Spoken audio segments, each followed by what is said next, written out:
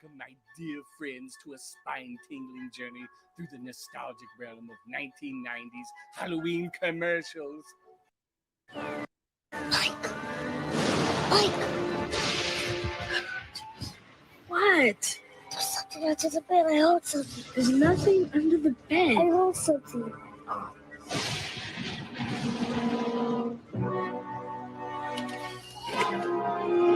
See, look. It's just Fluffy. He got scared by a dumb cat. I wasn't scared.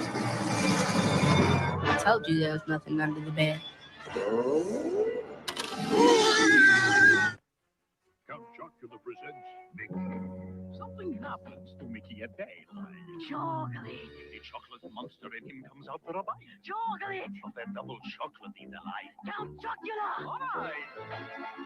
Chocolatey cereal with chocolatey marshmallow bats. Satisfies a chocolate monster in no time flat.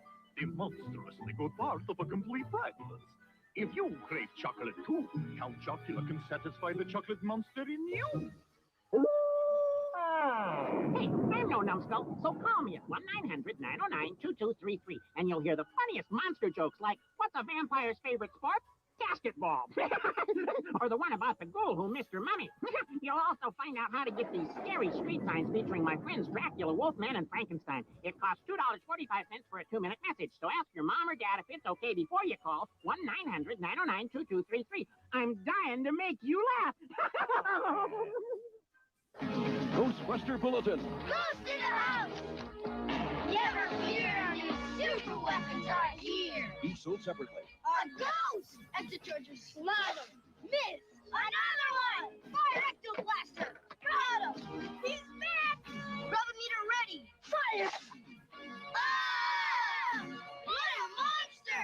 Really slime you! Ecto Blaster coming soon. New Grab-A-Meter and Ecto Charger each sold separately. New from the real Ghostbusters. Rent Halloween H2O tonight and go home happy. The face of good and the face of evil meet one last time in a fight to the finish. Halloween H2O, rated R restricted. Guaranteed to be there at Blockbuster Video. Carve a big pumpkin smile, glowing ever so bright. Sure, I'm a leprechaun, not a pumpkin. Halloween's hero will visit tonight. When the witches and goblins come out to play, only one jack-o'-lantern can scare them away. You ain't seen nothing yet. Don't miss the true story of Jack O'Lantern. A pre-Halloween special tonight at 7 on WTZA. It's been 9 years. I'd be Orangebeard the pirate. Now Garfield makes his triumphant return. Halloween's my kind of a holiday. Garfield's Halloween Adventure, next. Thursday, it's Halloween at the Simpsons. Behold mighty Caesar in all his glory. The Simpsons, and you're invited to a haunted Halloween party. We've come, Martin. Man, can we all do alone? Martin. Then, Alice's have been waiting for the right time and the right place. Thursday, wait is over. An episode of the following The Simpsons and Martin. Thursday on Fox. I may be stranded, but at least I got my Fruity Pebbles. Fruity! A ghost! Only a Fruity Pebbles can set my spirit free. My Fruity Pebbles? Okay. Frighteningly fruity flavors. Thanks, Fred. Bonnie! Who? Yeah! Bon appetit. Post Fruity Pebbles cereal, part of this complete breakfast. Halloween 2 will be back in a moment. You asked for it.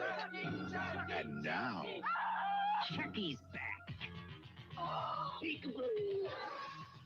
Oh, don't get out of the car. Don't get out of the car. I wish you had the movie like this. Bad boy.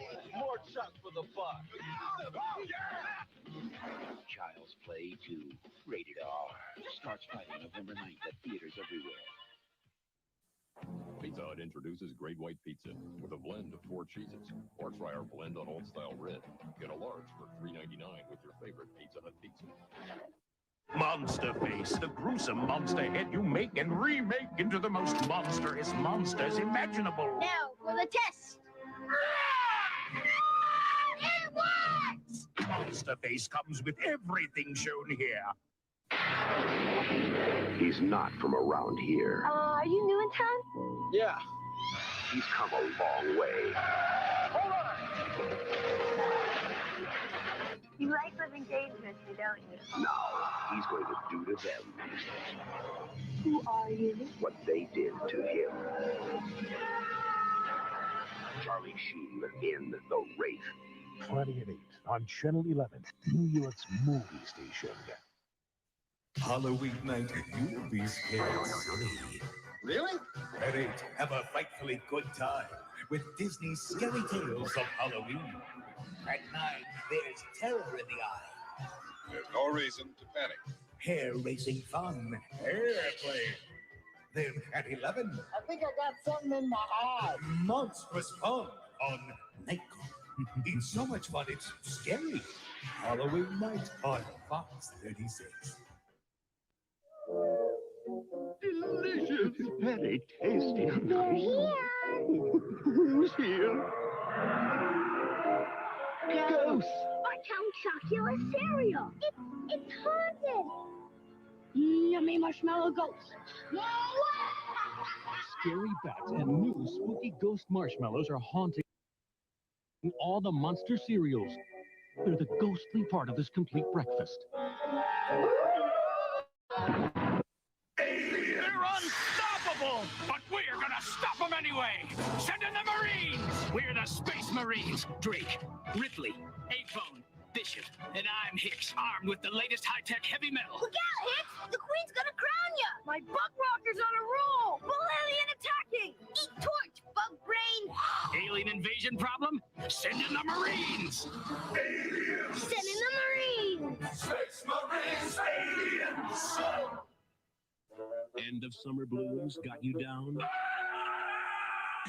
Well, you're in luck, because here comes the Chuck. No, you're dead. We killed you. Wrong again, wimp! Chucky's back, and this time, he's looking for a new recruit. Just think, Chucky's gonna be a bro. Child's Play 3, rated R, starts tomorrow at theaters everywhere.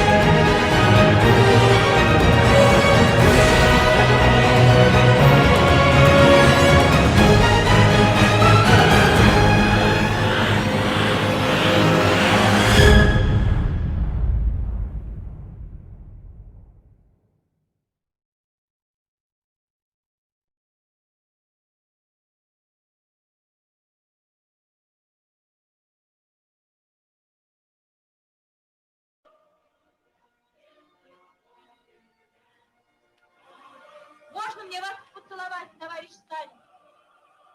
За все! За все, что вы сделали для нашего народа! Для нас! Отец Сталин! Сталин! Notre Stalin!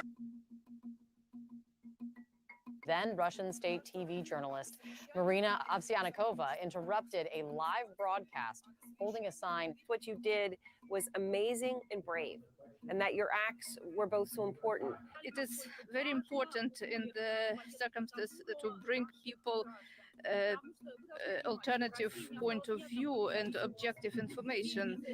They were trying to discredit me in all possible ways, saying all sorts of lies about me.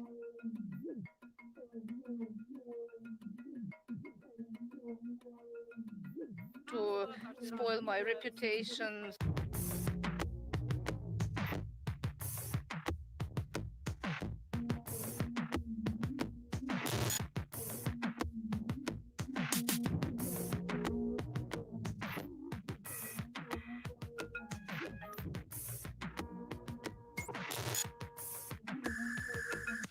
like us, they need to be supported rather than put some obstructions. Nothing that might even be taken as a sign of dissent is allowed in Russia right now. He's a fantastic reporter. He's a real reporter's reporter who likes to be out there in the field, talking to people, talking to sources. His arrest last Thursday came as a shock because he's an accredited journalist. Wall Street Journal say Evan Gershkovich is being held hostage. It's ludicrous. I mean, Evan is a journalist, and it's just outrageous that while doing his job and simply reporting, he was arrested. But in the end, this is less about the law and more about... A huge vanguard composed of more than 20,000 People's Liberation Army men, militiamen, and Red Guards leads the parade. The Cultural Revolution Army, 1.5 million strong, is composed of workers, peasants, revolutionary intellectuals. An alarming new report accuses authorities in China of stepping up their efforts to harass and intimidate foreign journalists.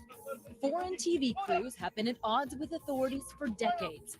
This footage of a CBS cameraman was shot in the 1990s. Hands-on harassment of journalists was common back then. And even though it's an issue again now, we usually deal with more subtle problems. Often, we have a story we want to tell, involving corrupt officials or, more recently, possible protests. This is a non-violent movement. We must be better than them. An event that I believe, under statute 268-13A, could most possibly be deemed a criminal act. We only want peaceful protesters here tomorrow. That's it. But it's next to impossible. These guys really don't want us to be reporting on this story today.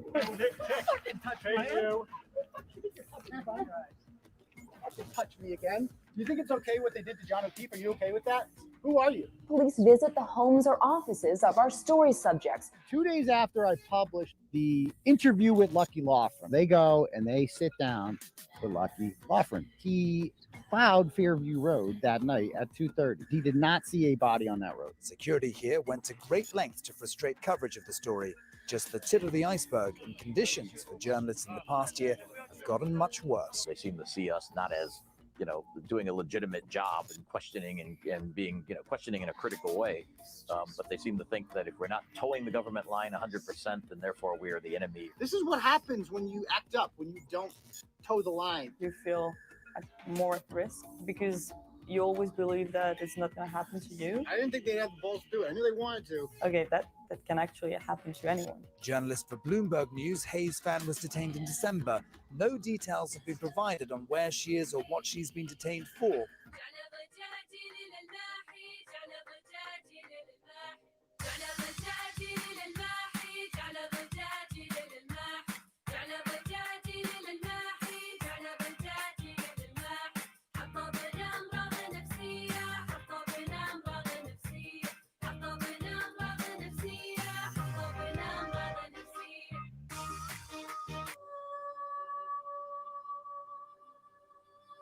There are at least 159 journalists in prison around the world, a majority of them in the Middle East.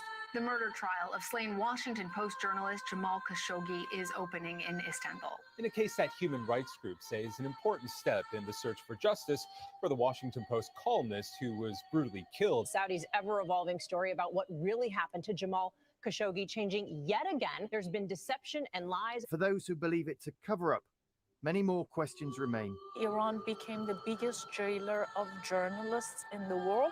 The Committee to Protect Journalists, or CPJ, documented nearly 100 media arrests. You see that I'm not even carrying a weapon, but they're scared of me.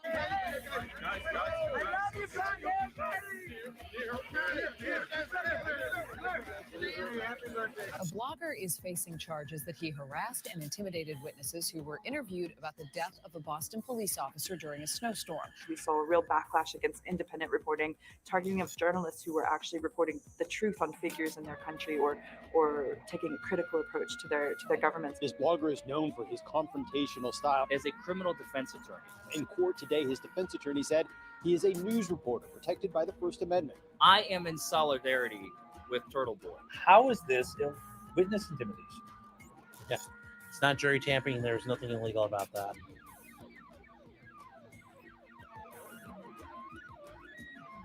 Look at me. I've been unable to work. I'm an investigative reporter. I have to go to court to get my account unfreeze. So I have 2 phones and a computer. I take all of that. You don't know what's coming, and you want to do your work. You want to report. I need those to work. You can't do it. Accompanied by one of the troopers, the detectives that I have been criticizing, and 2 of the other troopers, detectives that I've been criticizing, are also with them.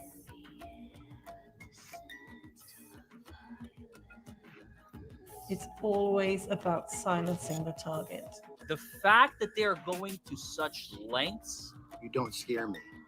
to try and silence an investigative reporter. Most people are not able or willing to take on these risks, these financial risks, these reputational risks. And they will never shut me up. They will never, ever, ever stop me from reporting the truth. When you see it in the whole context, it's not anything they're making it out to be. It's not a threat, of any sort. What did he do? As opposed to what is he accused of doing, right? There's a big difference in that. It's a horrible statute. This entire case is suspect. You'll never scare me.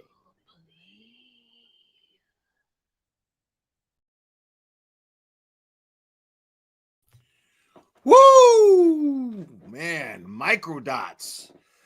I posted the link to that video in the chat, and I also posted the link to that video in the description. So if you can take a second, go over there real quick, give it a like, subscribe to Microdots. Great video. I had to open this stream with that. Absolutely wonderful. Good stuff. And Kathy P, you are saying that you can't compare TurtleBoy to any of these other journalists. Well, I beg to differ, and I'm going to prove it tonight. So what we're going to do tonight, I'm going to try to move this along because there is a lot to go over. And what I would like to do at some point, I'm going to try to assemble a panel of YouTube attorneys. Is my goal. That's what I would like to do at some point. I'd like to assemble a panel of attorneys and get all of their input on what they think of everything that's happening right now to TurtleBoy. And now, make no mistake, people, I want to be very clear about something. We're going to talk a lot about TurtleBoy and the links that these people have gone to silence him. But it's very important that we do not forget the overall reason why this is all happening to TurtleBoy. This is always about the justice for John O'Keefe. And if you believe Karen Reed to be innocent, which I personally do so far, again, I have to wait until trial comes out before I see all of the evidence, before I make a definitive decision. But as of right now, and as of everything that I have seen, I absolutely believe that Karen Reed is innocent. So right now, this is about justice for John O'Keefe and justice for Karen Reed. It is meaningless. It is absolutely meaningless to follow what TurtleBoy is doing and support TurtleBoy unless we are following his work and we see the value in the things that he has been doing. So it's very, very important that we keep these things in mind moving forward, and we don't lose sight of what this is all truly about. This is, at the end of the day, justice for John O'Keefe. Okay. So, and I'm really excited because if you guys know me, those of you that have been with me for the last 5 years ish, I get really excited about certain cases. Once in a while, a case comes along where I just become absolutely passionate about it. And I was already becoming very passionate. I was mostly passionate about my curiosity, just about the John O'Keefe case and the Karen Reed case, but then they arrested TurtleBoy, and then I just saw injustice, absolutely, without a doubt, taking place. So something is happening here, and he is shaking some trees here, and people are getting scared. And so I am going to do now. Recently, TurtleBoy posted both on Twitter and in his Facebook group, posted that he was asking all of us to find the inconsistencies, the accusations in this affidavit, as well as and compare them to his actual quotes. Now, this is going to take a while. I figured I could wait until somebody just put something all together, which would be very tedious and take a long time. But as you guys know, I like to do things. Those who know me well know that I like to do things, and I like to do them live. And I like to share that experience with you guys. So this is going to be a little time consuming, but I am going to go over this affidavit, and I am going to find every single episode listed that they are trying to use as evidence against TurtleBoy.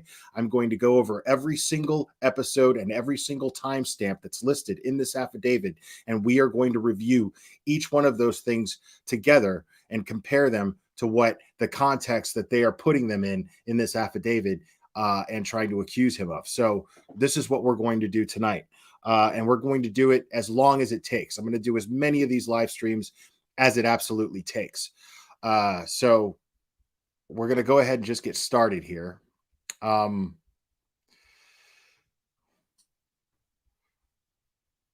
you know, I want to be very clear about something.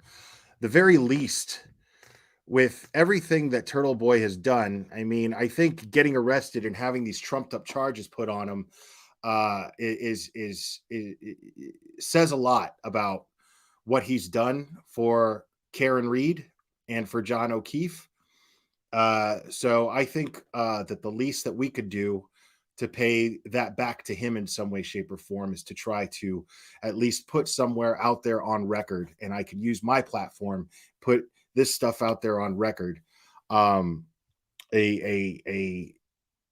alternate perspective as to what this prosecution is trying to paint TurtleBoy as. So that is what we are doing today, and that's what we're going to continue to do. Oh my goodness, hold on a second. Let's get through this real quick. I think we got a super chat. Super chat. I think we got a super chat. Super chat. Super chat. Super chat.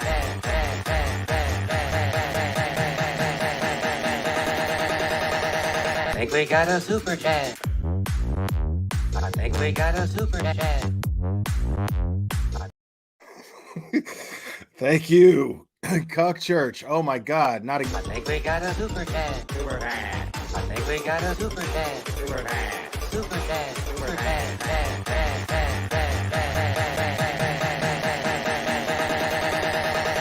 I think we got a super chat. I think we got a super chat. I think we got a super chat.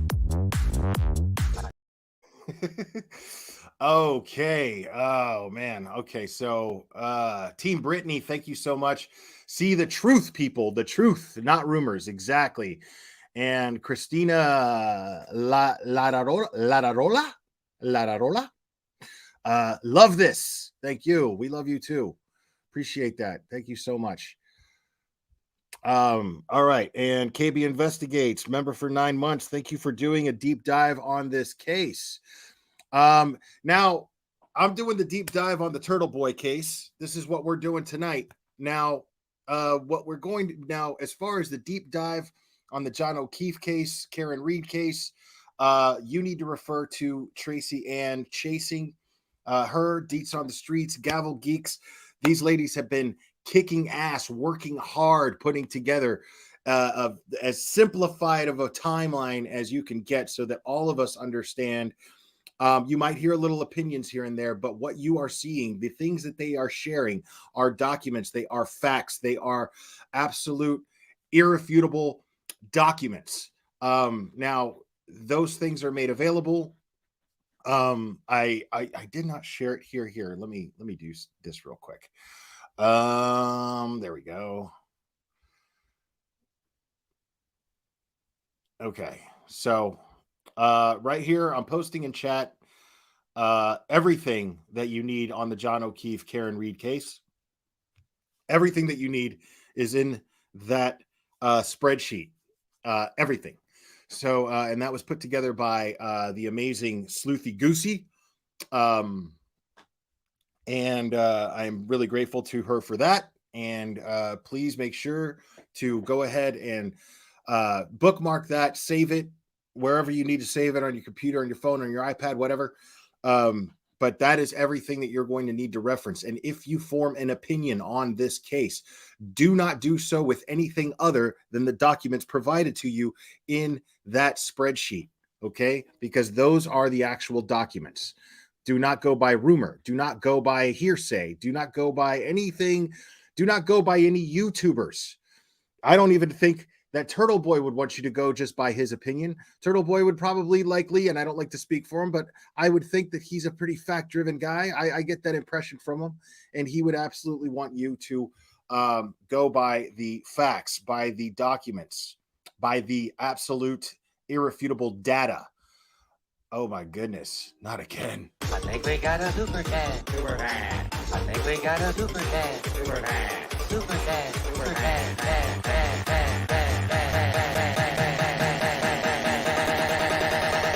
I think we got a super chat. Team Brittany, truth people, just do your research, please. No dance needed. Will just want truth here. I should have read that first before I played the Cuck Church dance. But thank you, appreciate it. All right, now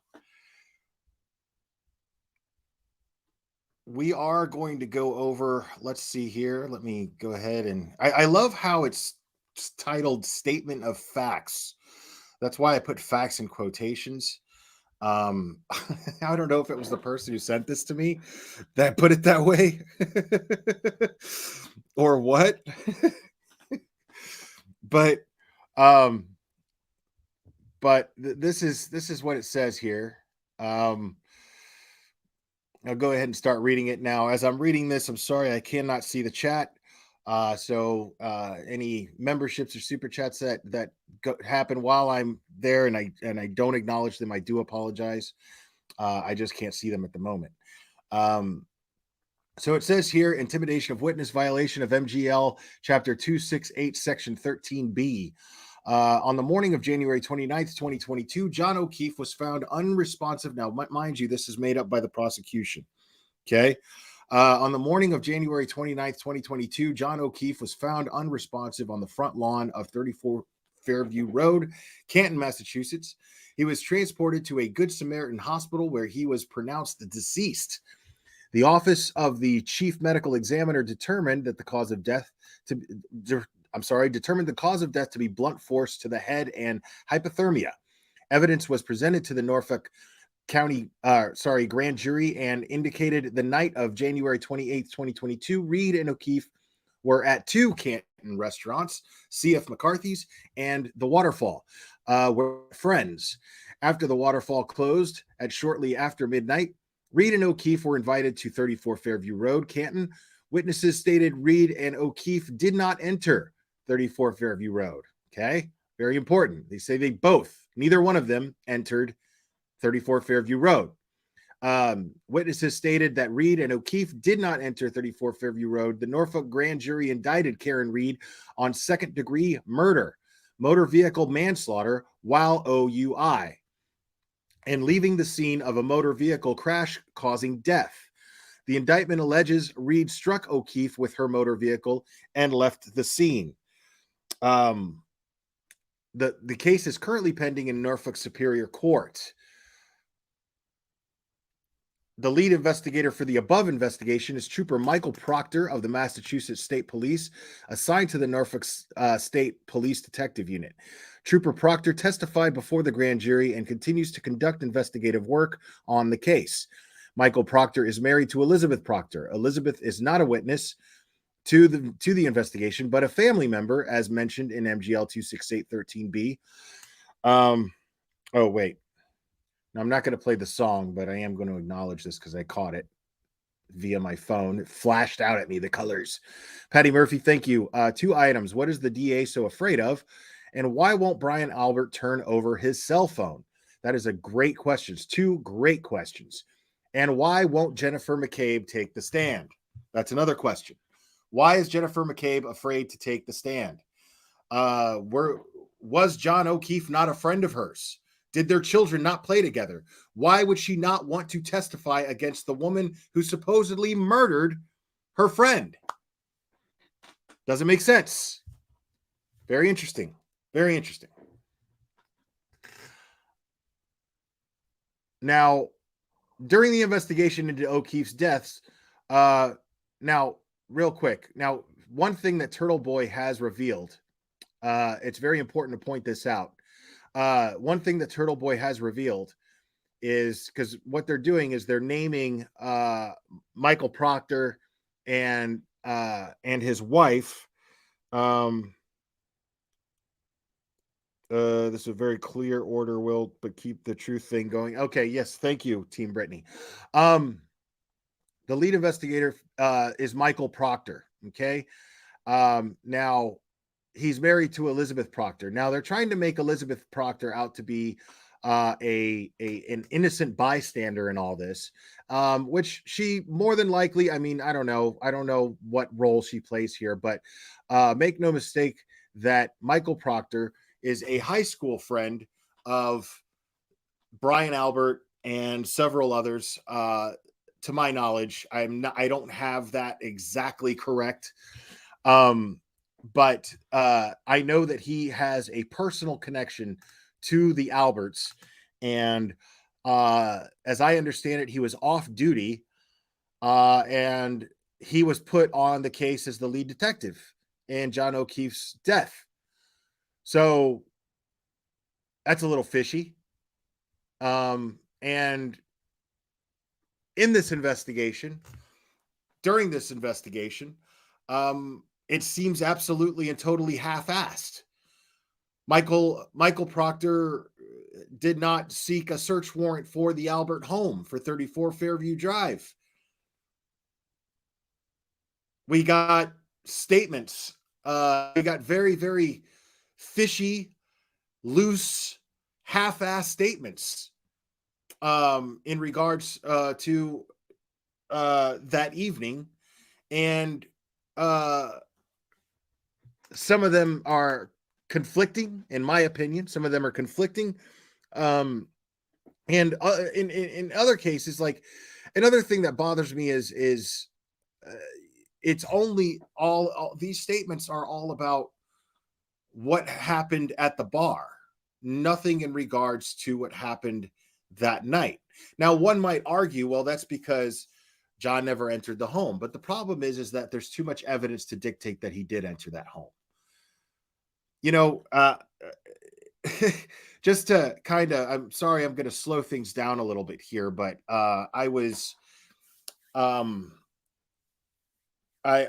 been paying a lot closer attention to Miss Jennifer Coffendorfer on Twitter.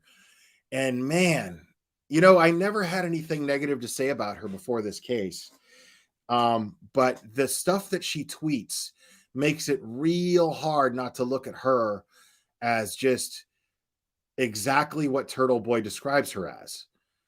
You know, I mean, when he was up here and I was speaking to TurtleBoy, when he was up here and I was speaking with him, he was just throwing the most outrageous insults at this woman. And I was laughing, half because the insults were funny, but the other half because I was like, oh my God, this guy, you know, this guy just doesn't give a fuck. And, you know, like this guy's just not holding back. And and I started following her on Twitter, and we've been kind of going at it on Twitter. I've been sharing, I've been responding to some of these things because some of her posts are just fucking asinine, dude. Because she's saying, well, okay, John O'Keefe did not have a jacket on. He did not have a coat on when he was found, but that doesn't prove that he was in the house.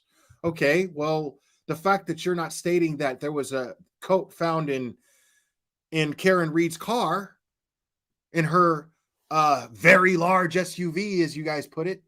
Team Brittany, thank you so much again. Jesus. Free Karen Reed, really, guys? Look at the evidence. Duh, exactly. I mean, why wouldn't she? Why? I mean, his coat wasn't found in Karen Reed's car, so in her SUV, in the alleged murder weapon, right? So why was there no jacket found? I mean, you're going to tell me that homeboy was bar hopping.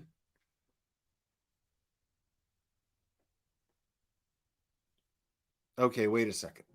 Dietz is saying something important here.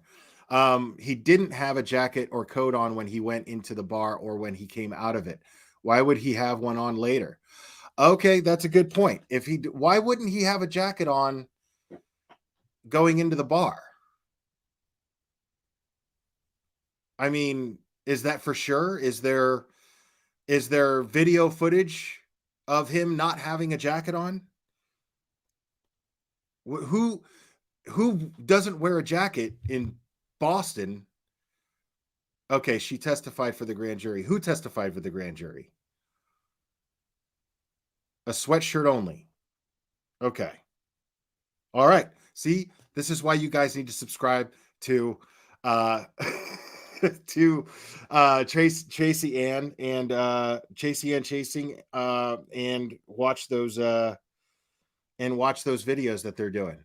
This is why you need to subscribe to them. Okay, because they have been following every single little aspect and detail of this case inside and out. But since this was about Jennifer Coffendorfer, okay, no jacket, granted, fine. Why didn't Jennifer Coffendorfer know that if she's going off and tweeting about it? You know what I mean?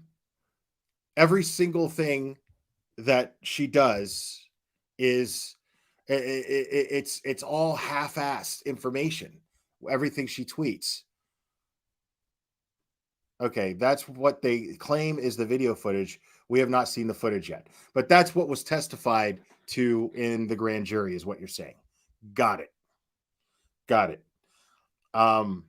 Yeah. So Deets on the Streets, just so you guys know, Deets on the Streets and Tracy Ann Chasing have done an abundant amount of research on this case.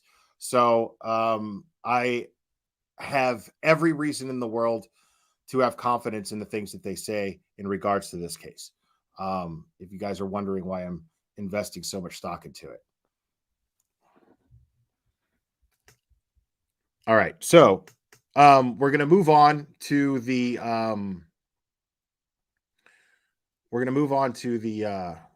affidavit here. Now, as I was saying,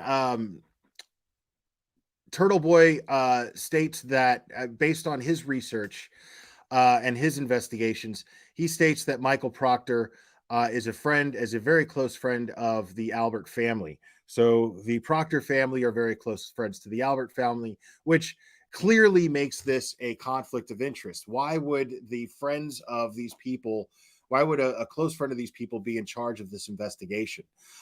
Which would also indicate as to why there was no search done of the home, why the statements were taken so half-ass, why no investigations, no follow-ups were done when there are clear conflicting stories in all these different statements. At least in my opinion, they're conflicting. At least enough to raise suspicion, put it that way. Now, let's move on here.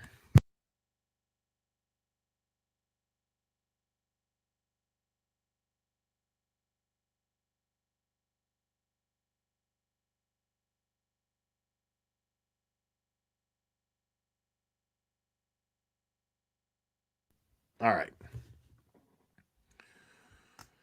So during the investigation into O'Keefe's deaths, witnesses were identified, interviewed, and testified before the grand jury. These civilian witnesses were present with O'Keefe and Reed in the hours leading up to O'Keefe's death and his discovery on January 29th, 2022.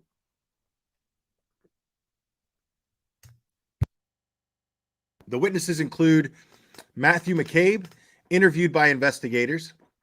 Matthew was with O'Keefe and Reed at the Waterfall restaurant before O'Keefe's death. Observed an SUV believed to be Reed's in front of 34 Fairview Road and testified at the grand jury.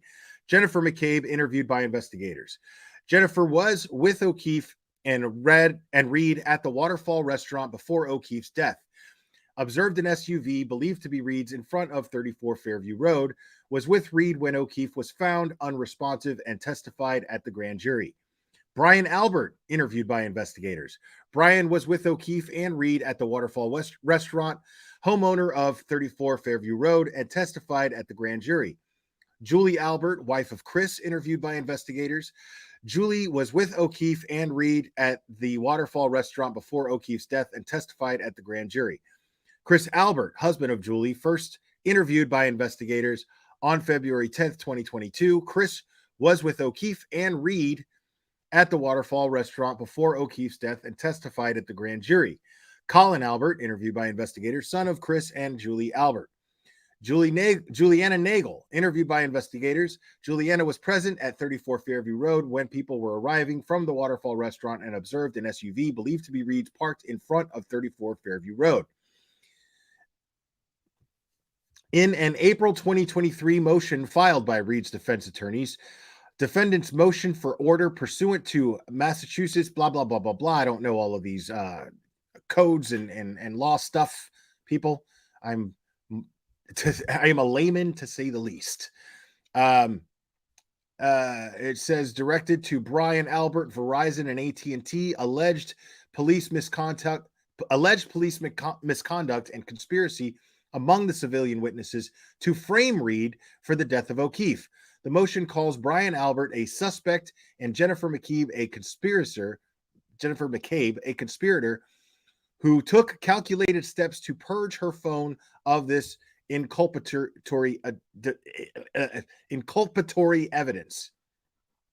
A local blogger, Aidan Kearney, has adopted defense claims. Kearney runs a series of websites and social media accounts under the name TurtleBoy. The social media accounts include TurtleBoy Daily News, X formerly Twitter, 33,800 followers. Aidan Kearney, Dr. TurtleBoy X, formerly Twitter, 44,800 followers. TurtleBoy Facebook, 27,000 followers. And TurtleBoy Live on YouTube, 41,000 subscribers. Kearney refers to his followers as Turtle Riders.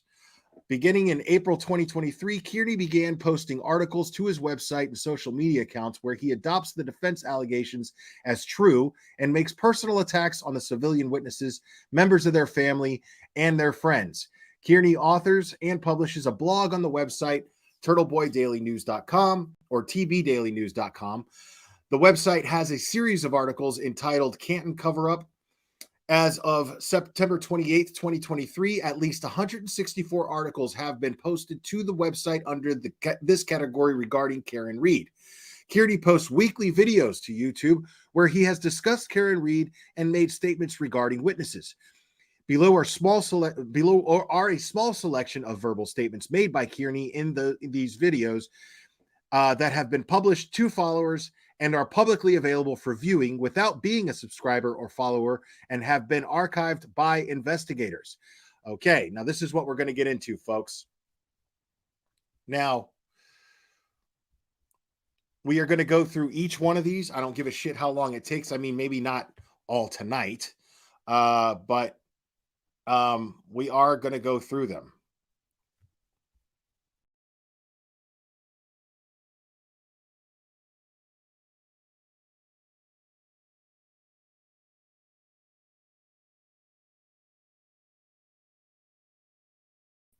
Sorry, my StreamYard just did a little weirdy something.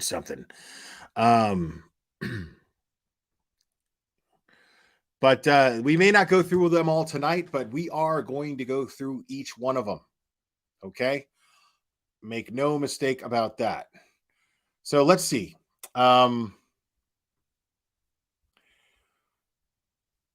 Episode 594, right? Let's search TurtleBoy here. Let's go to his page.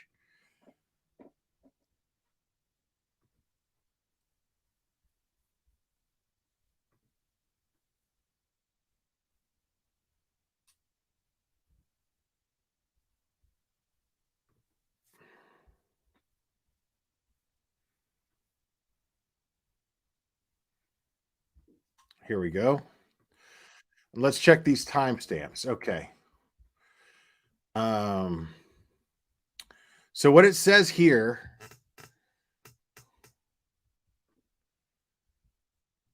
okay, what it says here is episode 594. That's what I have pulled up right now. TurtleBoy returns to Canton.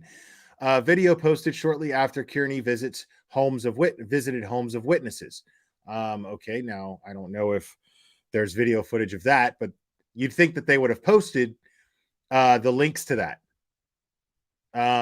So it says here, this is not my last trip to Canton. I will be back at the 57-minute mark. Okay. So that's all it says here. This is it says here in quotes, this is not my last trip to Canton. I will be back at the 57-minute mark. That's all it says he says. Okay. Now let's try to get some context on that real quick. 57 minutes, right? Let's start it at 56:34. So we can get the full context, folks. Because now, mind you, when they say this is not my last trip to Canton. I will be back. It sounds all malicious. It sounds all mischievous. It sounds, ominous. Like he's making a threat. Like it sounds very sinister the way that they put it. And no, the statement alone is not a threat. It's kind of ridiculous that it's made out to be one. But let's listen. Let's see the context in which this was said. Notification on their phone, right? So they don't answer. None of these people want I don't understand this either. Like, okay, what are you people so afraid of? The boogeyman doesn't. Okay, so that is him showing up at somebody's home. I don't know whose home that is. Let's see. Let's find out. I mean, is that 34? And doesn't see anything else. Like, doesn't see. He says he sees V-shaped tire marks, but doesn't see a gigantic body lying in the snow. So here's 31 Fairview, another one. Okay, so what he's doing, it looks like to me, is he's going to, that's Fairview, and the house that he was just showing was 34 Fairview, and now he's going to the house across the street, I'm guessing, to see if anyone saw anything or if they have any doorbell ring cameras. So and that's the thing is I would absolutely to all the idiots, don't get it. Thank you, Team Brittany, appreciate it. I normally I would have a problem with this. Normally I would absolutely be like, this is not okay, because you're interfering with an ongoing investigation.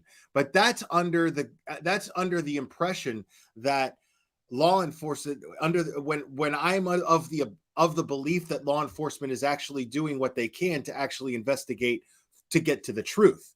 I'm not seeing that. I'm not getting that impression at all. So if the cops aren't going to do it, then who else is going to do it? Normally I'd be like, this is not okay.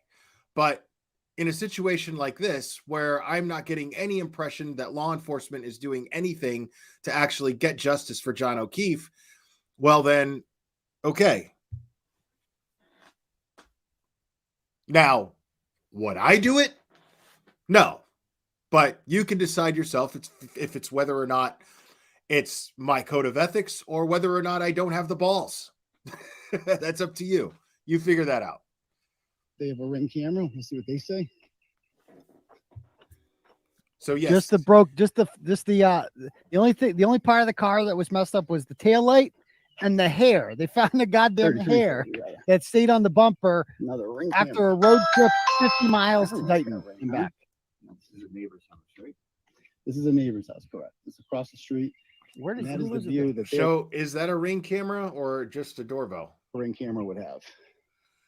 Correct. It's across the street. Where does And that is the Elizabeth- view that their Ring camera would have.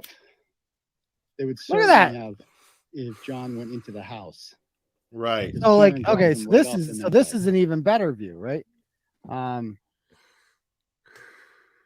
So this is Karen Reed's car came from this direction, and Ryan Nagel's car.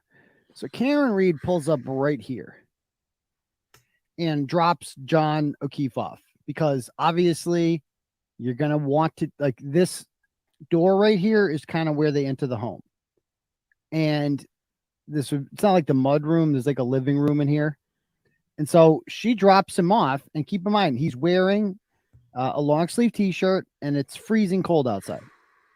If you're wearing something like that, you're gonna run into that house, aren't you? You're gonna run like a Dickens. So he runs into the house. That would explain. People are like, why didn't Ryan Nagel see him? Because he ran into the house. Right. And he's got the fuck out. Now, let me elaborate on that a little bit because I'm of the opinion Ryan Nagel's statement to me is what sticks out more than any other statement. Okay.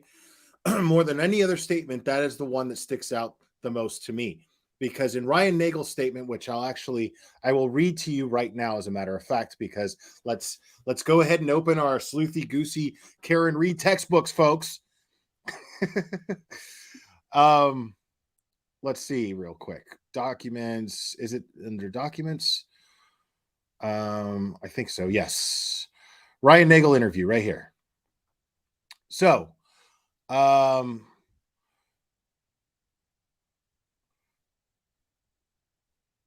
Ryan told us that Richie stopped the F-150. Now, Richie was driving. He was with his buddy, and I think his girlfriend was in the back seat. And Ryan was riding shotgun while Richie drove Ryan's truck. And Richie stopped the F-150 directly in front of the driveway belonging to 34 Fairview, and remembers the black SUV stopping along the right-hand curb towards the left side of the property as you look at the home from the street. When asked, Ryan stated he did not observe any erratic operation by the SUV as it turned from Centerest, I don't know how to say that street name, onto Fairview, or at any point while in his presence. Ryan went on to say that their F-150 remained in the front of the home for a period of time that was no longer than 5 minutes, at which time his sister Julie came out of the house and asked if the three of them would like to come inside. Ryan refused the invite, and Julie stated that she wanted to stay a while longer and would most likely spend the night at 34 Fairview. Now, who knows what is going on there? I always thought that was a little weird, but, people fucking change their mind all the time, so who knows? Upon conclusion of their conversation, Julie retreated back inside the home, and Ryan noticed that the SUV pulled up a few feet to the far edge of the property line between 34 and the neighboring property where the flagpole was located along the same bushes. Ryan stated that the SUV's driver did not appear to place the vehicle into park as the rear brake lights were illuminated. Pay attention, folks. The rear brake lights were illuminated to include the third top center light at the initial positioning and after it had pulled up. Okay? So that means that all of the lights, he saw the rear of the car. Now, according to the prosecution, Karen Reed backed into John O'Keefe, correct? And in doing so, she broke a taillight. Okay? Right? And he just stated that in his statement right here that I'm reading states that none of that all of the brake lights were illuminated. Okay. It also goes on to say Trooper Proctor asked Ryan if at any point he heard screams, yelling, or any noise coming from the black SUV while he was on Fairview, to which he stated no. Ryan added that as Richie pulled away from 34 Fairview, their F-150 drove past the black SUV, at which time Ryan observed the interior light on and a Caucasian female operator seated inside the vehicle holding the steering wheel at the 10 and 2 looking straight ahead of her. Ryan told us that he did not see anyone else inside the passenger compartment during his brief observations of the SUV or as they drove by it. Ryan did not see the SUV leave and did not note any damage to the vehicle as he remembers. Okay? Now, 3 things to take note of here. Very, very, very important. A, he noticed that all of he had a clear view of the back of the SUV. All the brake lights were all illuminated. Her foot was on the brake. Okay? B, he saw that she was alone inside the car. And he could see this clearly because the lights on the inside of the car were illuminated. The inside, the cab lights inside the SUV were lit up. Okay? And C, no visible damage that he can remember to the SUV. Now, that tells me that if John O'Keefe was not in this SUV and the prosecution is correct, then Karen had already hit John O'Keefe. Okay? Because he can only be one of 2 places. One of 2 places. Inside the SUV or inside the house. Right? Well, one of 3 places. Inside the SUV, inside the house, or laying dead on the property. Right? Now, if he's not in the house and she already hit him, why wasn't the taillight damaged? He could see all the taillights. They were all on. They were all illuminated. Right? That tells me that John O'Keefe could be nowhere else but inside that house. Nowhere else but inside that house. If she had hit him, then the taillight would be broken, according to the prosecution. Right? And he'd be lying in the snow. Now, it's possible he wouldn't have been able to see him lying in the snow, but the taillight would be broken. Okay? Now, if the taillight's not broken, well, that would mean, well, then maybe he never went into the house. Maybe she hadn't hit him yet. But that would mean that he would be inside the SUV, wouldn't it? But if he's not inside the SUV and the taillight's not broken, well, guess what? There's only one other place that leaves. Inside 34 Fairview Road. There is no other place he could have been. Plain and simple.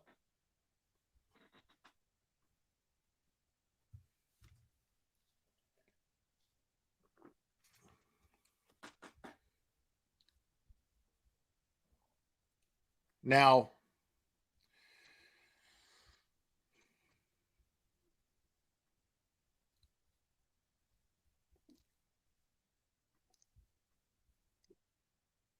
and what does Karen Reed do? Well, she pulls her car up to the flagpole and sits there and waits 10 minutes for John to text her back and say everything's fine. He doesn't. She gets the fuck out of there. And she's like, I guess he's fine. Whatever he must be having. Must be doing keg stands by now. And gets the fuck out of there.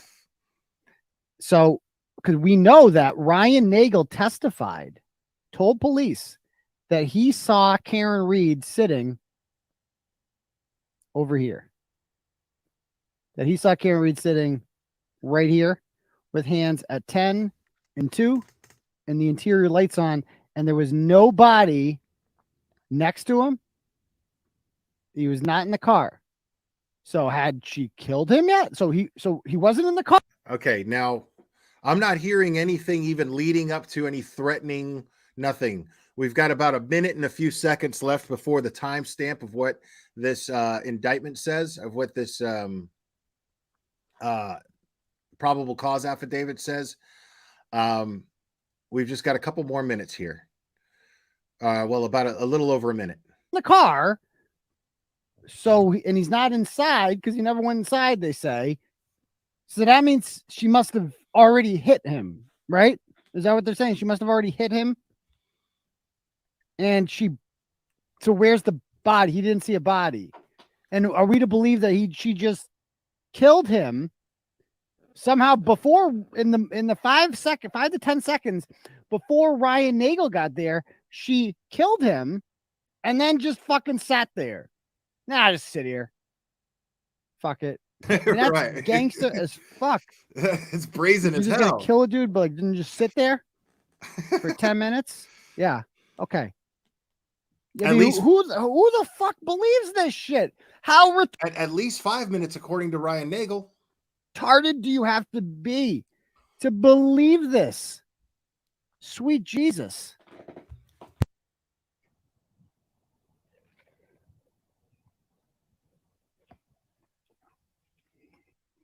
Notification on their phone, right? So they don't answer. None of these people want to, All like, right. I don't understand this either. Like, what are you people so afraid of? The boogeyman doesn't live there anymore. Okay, here You we can't go. even be like, oh, I'm scared of Brian. Like, no, you don't need to be scared of Brian anymore. We neutered his ass. He's like Brian Albert is so used to being the alpha male of Canton. Okay, now I could be wrong. And this is only because I'm me. Okay. I could be wrong, but it seems like TurtleBoy may have had a couple of drinks. And I'm not judging, because if anybody who knows me, they know that I like to indulge once in a while, and sometimes I have done it on live streams. So judgment, but there seems to be a little a little slurring in his speech. But I could be wrong. But like I said, I'm not judging, it's just an observation. And he's so used to, like, nobody fucks with his family.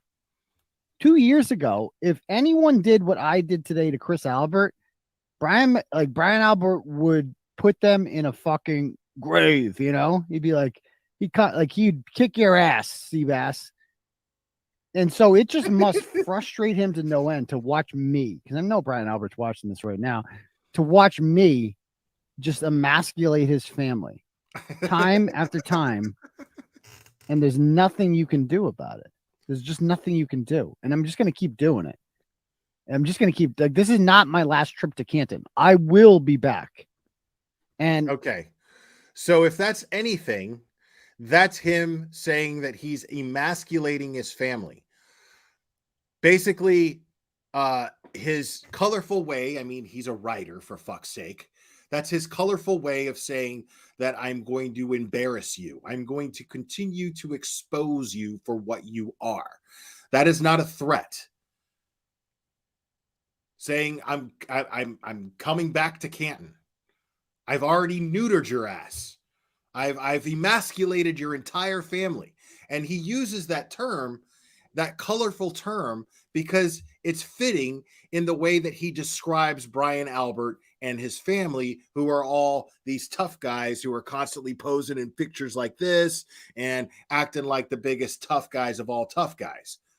So it makes sense that he would use those terms to colorfully describe embarrassing them and exposing them for the liars that he believes them to be.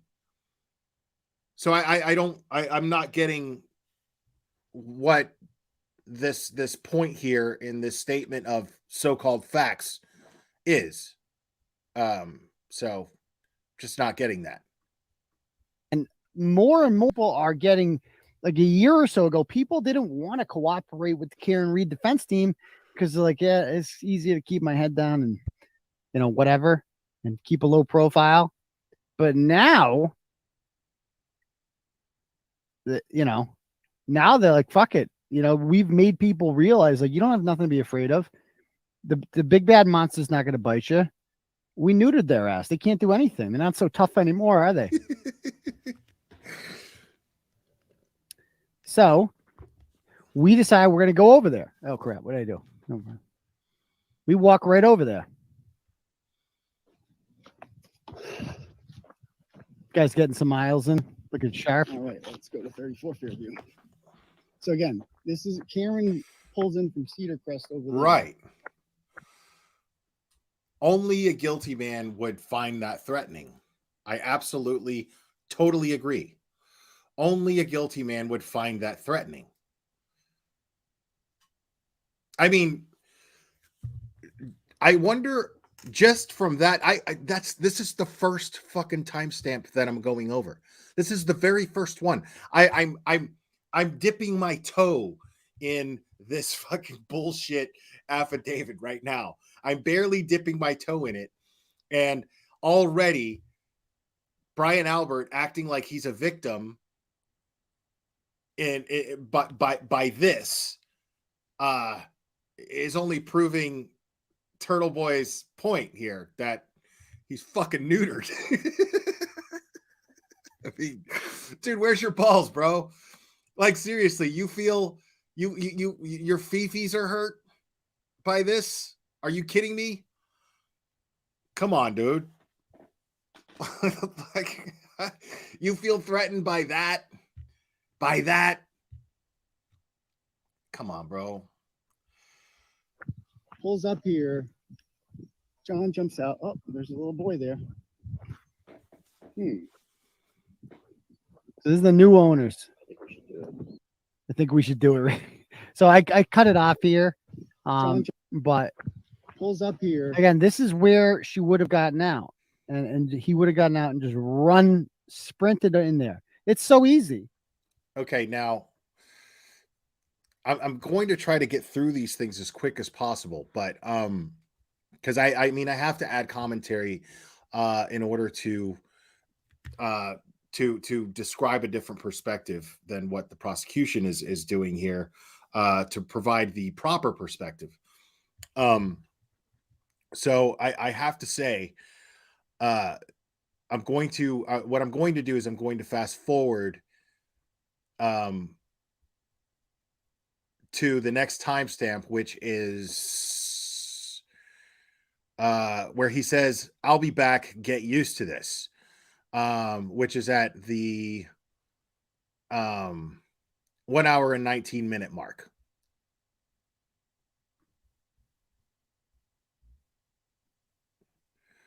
So here, what it looks like is he's in whatever city official building where the snowplow driver works. Okay, the snowplow driver, I guess, works for the city, I'm assuming. Let's get to the beginning of that. Guys, he's a good old boy of Canton.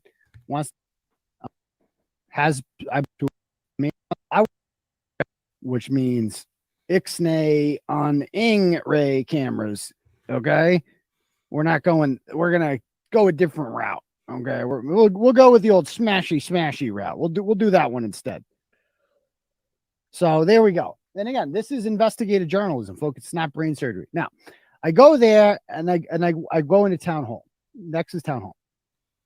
So I want to talk to Michael Trotta because he hasn't called me back, or Superintendent Walsh, because Walsh is the one that ultimately. Okay, so the town hall. So it's a public place, right? Town hall is very public. Dispatched that morning a man by the name of Brian Lucky Laughlin to plow Fairview Road. And you know, these guys, they can't wait to get out and start their billable hours, and they are at their coffees, and they're ready to rock at 2 a.m. And Lucky Loughran has, I believe, he's spoken to the grand jury based on what he told me. He's one of these guys. He's a good old boy of Canton, wants to be liked by everyone, and initially said that he plowed Fairview Road twice that morning, and that he did not see a body, and specifically that he would have noticed a body had he gone by. There's no way he would have missed it. Well, all of a sudden he changes his story, like a lot of these people do. And now he doesn't want to talk anymore because he doesn't want to get his homie Brian Albert in trouble. Because he's like, I don't want to, like, I grew up in this town. I want to fuck with these people. So I'm like, I want to talk to his boss. I'm like, because Michael Proctor never spoke with Michael Trotta, never spoke with Walsh, never spoke with him. And so I'm like, are they there? And I got this lady. Right now, may I ask who you are? My name's Aiden. I'm sorry, that is an employee's assistant. Employee's. Oh. You'd like to come to the. Oh, how do we get in that way? Okay. I guess we're going in this. This counter? Can I help you? Yes. Is this the Department of Public Works? Yes, it is. Okay. Is Michael Trotta in? He's on vacation right now. May I Okay. ask who you are? My name's Aiden Carney from TurtleBoy Daily News. Mhm. And I was also looking for Mr. Walsh. Is he around by any chance, the superintendent? I can give you a message. Is he here? She He's out in didn't. the field. She did not want to work. I've been trying to reach him, so. Did you leave him a message? Yes, and he hasn't called back, so. Okay, well, he's Can kind I, of busy. can I leave another? It's like, you know, he's kind of busy. Oh, yeah, you work for Canton. It's like, this is why I hate government employees and government workers. They're just so lazy. Like, nobody wants to fucking work. Because what do they care? They get paid the same no matter what. They're like, well, kind of busy. Well, does he have a fucking cell phone? Can you call him? Can you get off your fucking ass and do some goddamn work, lady? How about that? But she knows who I am. Like, it was very clear that she knows who I am, and she doesn't want to help me out. So I'll play your game.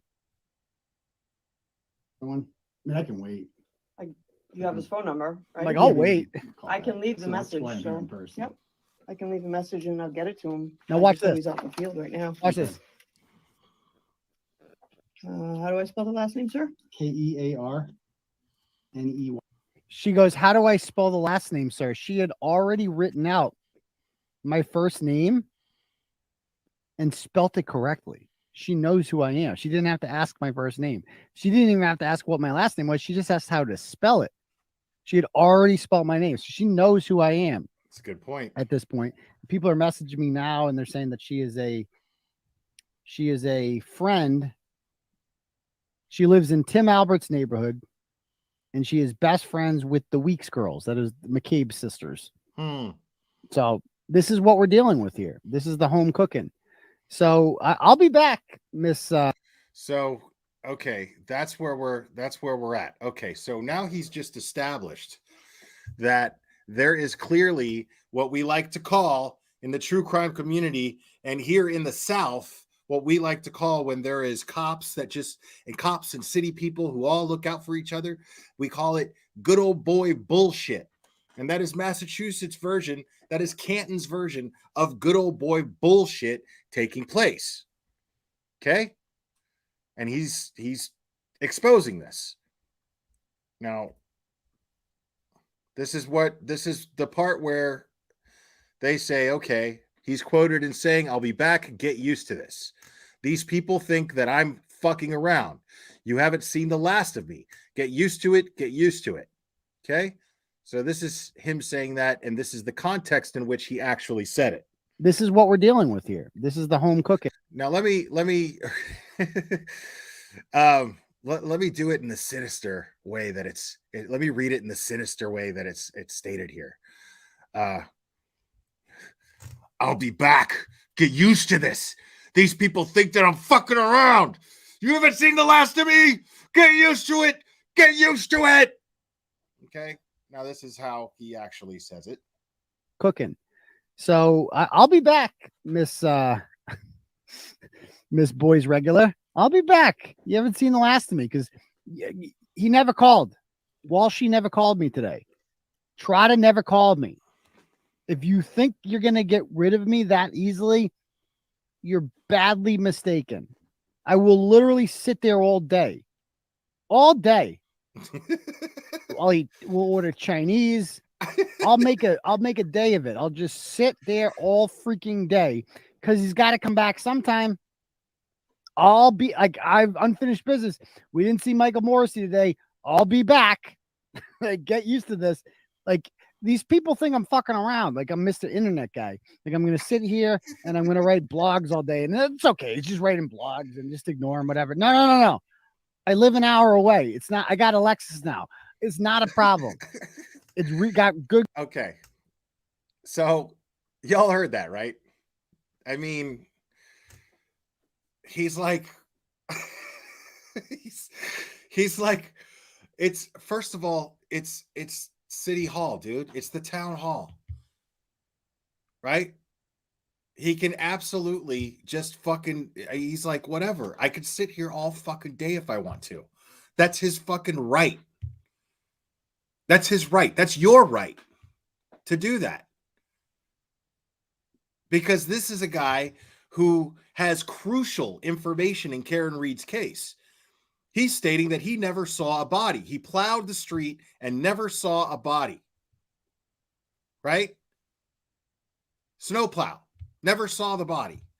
And so what he's doing here is he's like, all right, well, it's a public place. So what I can do, because technically, I mean, it's the citizens pay taxes for these services. You know what I'm going to do? I'm going to just sit here. The guy's got to come back sometime. I want to talk to this guy. This is a guy who could possibly exonerate an innocent woman, is what he's thinking. So what I'm going to do is I'm going to fucking get my minute, my piece with this guy. And I'm going to sit here and I'll fucking order Chinese food. I will relax, but he's got to come around here sometime. And whatever, I'll come back. But get used to me being around there. I'm going to sit there and my presence is going to bug you until you talk to me. That is not against the law. That's not harassment. That's not threatening. Good. It's got great mileage and a good engine. I'll be there in an hour. No problem. Like, I'll get used to it. Get used to it. Why? I mean, that's phone number. Yeah, I didn't get anything threatening about that at all. I'm here to ask about the and I didn't get anything intimidating about that either. There was nothing intimidating about this. Now remember, the charge is that he's intimidating these people. What's intimidating about? Okay, well, I'm gonna show up to where you work, and you work for me technically because I'm a citizen. So you're going to talk to me at some point. Or at least I'm going to hear you tell me I don't have anything to say. I'm going to get you on camera saying I don't have anything to say, at the very least. So, but I'm not seeing any intimidation. So then we go to episode 598. Now let's look for that.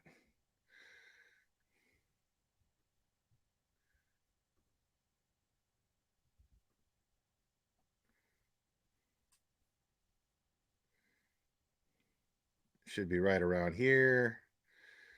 599, 598. Okay. And what's the timestamp? 598. Timestamp is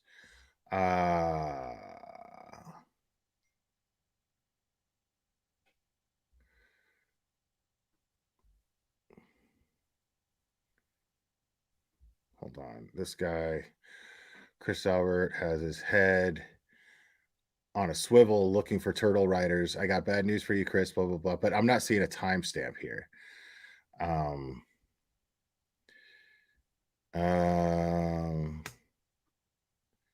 8-minute mark. Okay. So the 8-minute mark.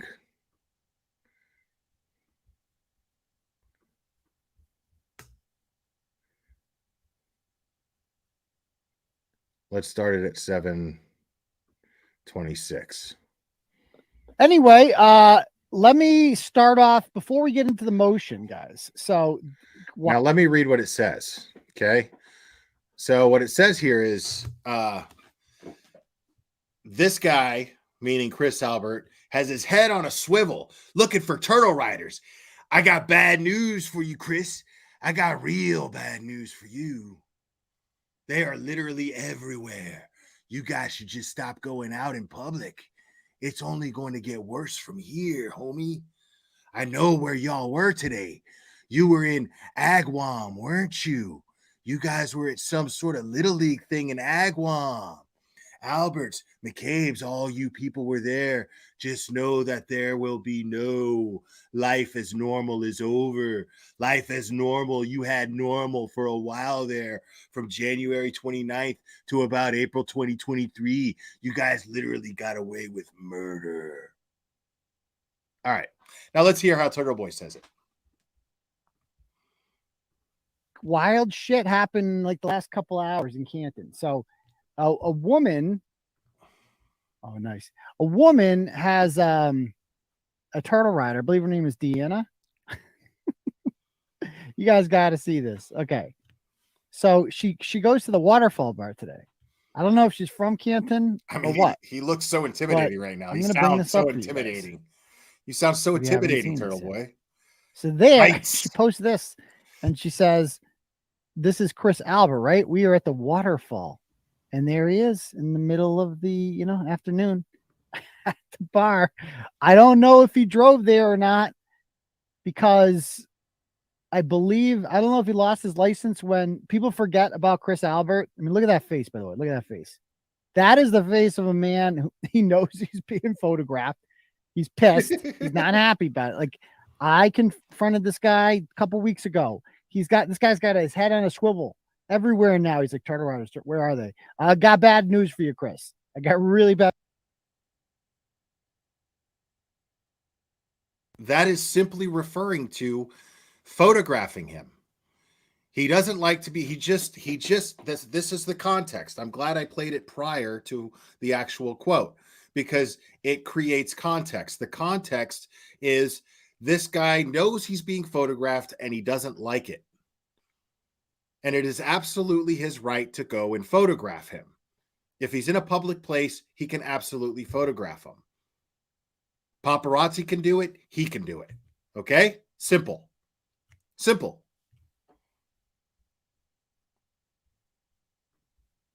Really bad news for you. They're literally everywhere.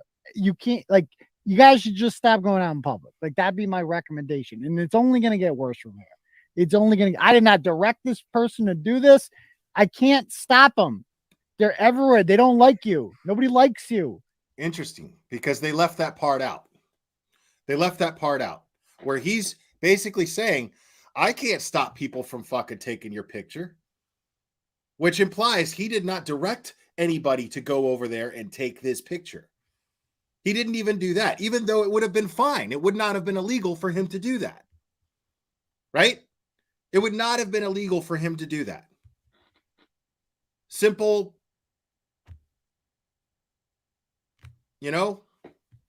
that's it.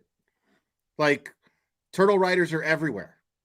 I can't stop these people from taking your picture, and they're fucking everywhere. And that is a fact. They're all over the goddamn place. This guy had a shit ton of people waiting outside the courthouse after his arraignment, and they were cheering for him. And he had fucking a crowd of news reporters in front of him, different news source microphones in front of his face, getting his statement.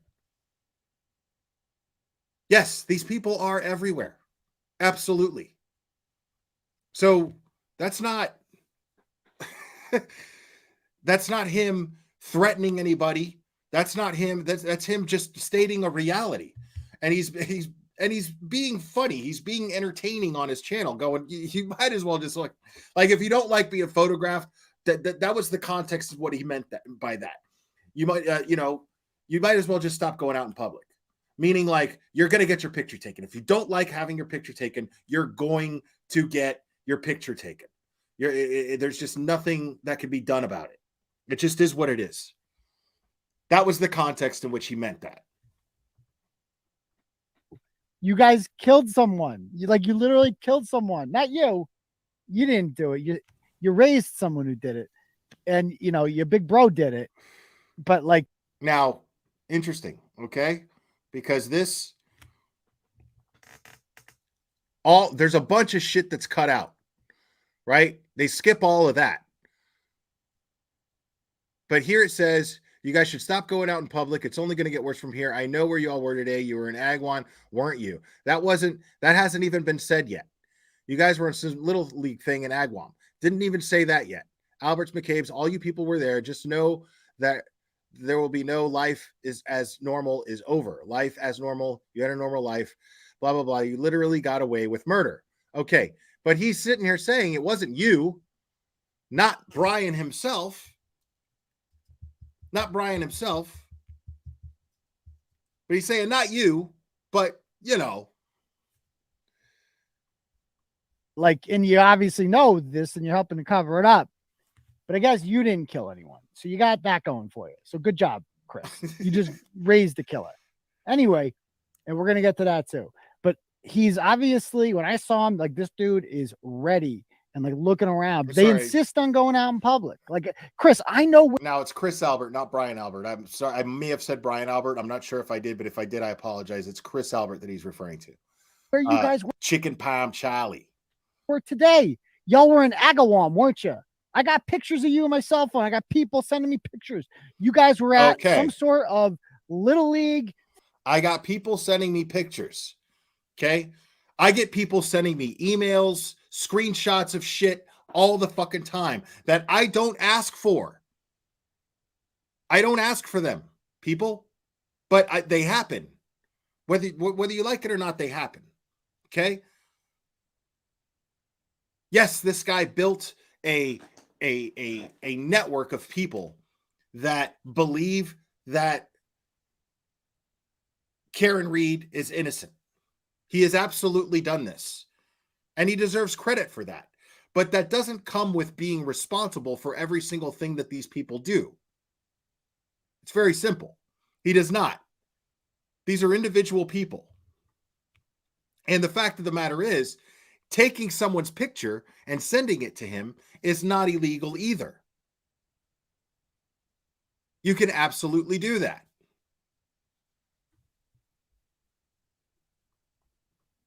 Thing in Agawam, I got pictures of Courtney Proctor. I got pictures of who was she with there? I forget. There's a whole crew here. Alberts, McCabe's, all you people were there. So just know that there will be no life as normal is over. Okay. Life is normal. You had normal for a while there from January 29th till about April, January 29th, 2022 till April of 2023. You guys literally got away with murder. Okay. You were being called out in court documents in court by David Yannetti, Alan Jackson and crew. And it just wasn't getting attention for some reason, which is wild because the story. Okay. See, that's important too. Because what are you gonna if you're going to accuse him of being responsible for what all of these other people do, well, then you have to hold Karen Reed's attorneys responsible as well, which they know they can't do. Karen Reed's attorneys have absolutely brought this kind of attention. Now, it was him that actually amplified this attention. Absolutely. And he takes full responsibility for that. He takes full credit for that, as he should, because most of us are grateful to him for it. Karen Reed, I guarantee you, is grateful to him for it. But he's saying right here, he's like, yeah, her attorneys called you out on this in court, but it didn't get the attention that it's getting. That's me. I'm the one bringing all of this loud attention on you. And rightfully so, because there are questions, valid questions involving this case, a very public case.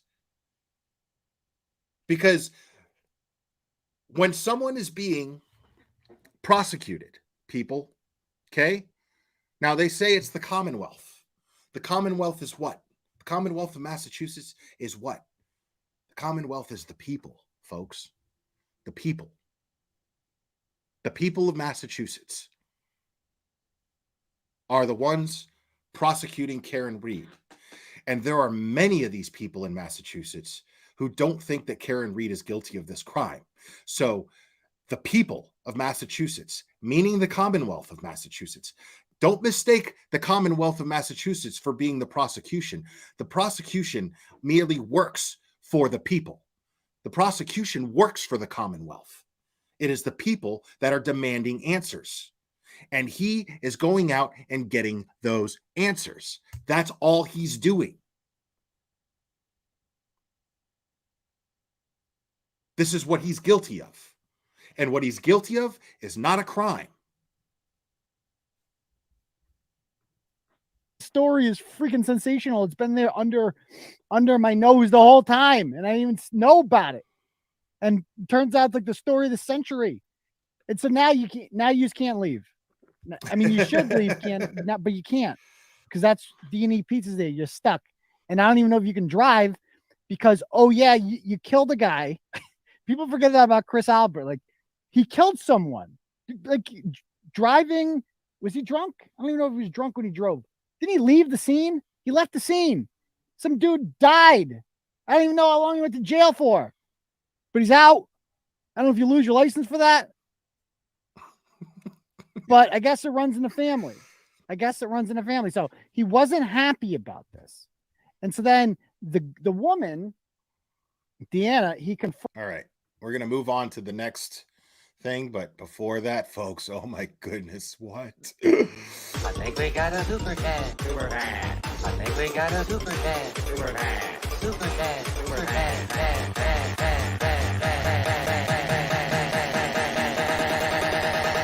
I think we got a super chat. I think we got a super chat. Cuck Church. Move that ass, Cuck Church. Nikki B, thank you so much. Thank you. Free Karen Read and TurtleBoy. Absolutely. Yes. Appreciate that. Thank you so much, Nikki B. Now, let's move on to the next quote here, because I think he said all of this stuff. While discussing video of Chris Albert being confronted outside of a Canton restaurant, we, Kearney and his audience, are getting to them. Chris Albert and other witnesses, when you act this way, that's like a green light for me. Time to hit the gas. Okay, let me read that one more time. We are getting to them. When you act this way, that's like a green light for me. Time to hit the gas.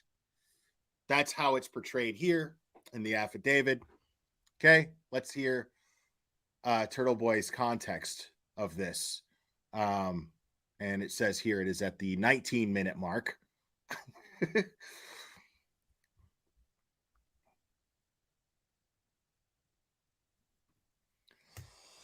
I didn't take pictures of you.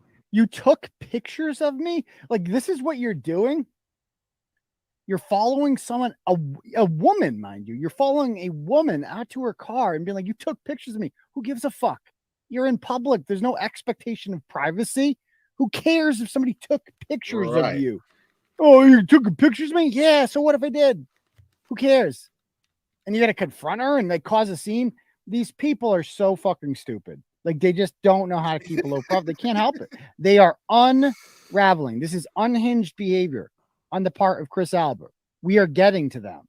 And like, Chris, the more you act like this in public, this just I'm like, oh, we're getting to him. Oh, that's like a green light for me. Like, ooh, time to hit the gas. Like, that's what that is. That's a big mistake on your part. Play some more. Okay. Now, let's discuss that. Because it sounded like to me like he was responding to a comment in chat, like saying, you're getting to them. And then he was going, oh, yeah, we're getting to them. And to me, that's like a green light to hit the gas, meaning like we're putting pressure on them. That's exactly what he's trying to do. He's trying to put pressure on these people who seem to be totally conspiring in holding one story that is hell-bent on putting what he believes to be an innocent woman in prison for possibly the rest of her life. But make no mistake, this will ruin her life. And if he is correct, and Karen Reed is absolutely innocent, if he is correct and Karen Reed is absolutely innocent, well, I mean, isn't that something worth fighting for? Isn't that something worth putting pressure on people for? But this is not him. I mean, so far we're not seeing him out in the field. Now, I've seen him out in the field. But this is they're trying to construe these things on his live stream as though they're threats. And I'll tell you this right now. What I'm seeing so far as this affidavit goes, as far as their probable cause for these charges go, it holds as much water as Betty's bullshit fucking lawsuit against Queen Bee. Totally frivolous, absolute bullshit. Saying something says one thing, and then it's absolutely not saying that at all. Just because you're putting it in quotes and how it says so, it's not definitive that these things are threats. And these things are not designed to intimidate. These things are, hey, just be ready. I'm giving you a heads up. Okay? I'm not going away. So the easiest thing for you to do is just come clean and give the and provide the proper information that is going to let this poor woman, who I believe to be absolutely innocent, move on with her life. That is all he's doing. To me, this is not in any way, shape, or form intimidation. It's pressure, but it's not intimidation.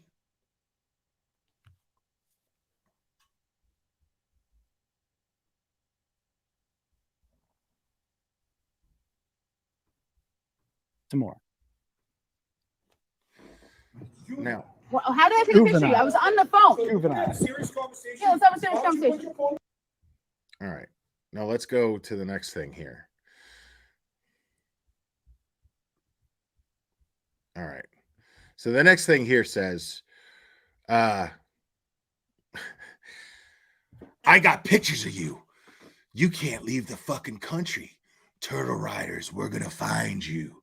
They're going to find you. You can't hide anymore. Your private life is officially over. Over. You leave your house, you're going to have your picture taken. So you need to get used to the new normal, your new normal. Turtle Riders are going to take pictures of you and they're going to send it to me. You're famous. We need to accelerate it. They are doing a fantastic job with this. Woman who recorded video in Chris Albert Confrontation. So the video that he's playing right here, this is at the 24-minute mark where he says these horribly threatening things. We need to accelerate it.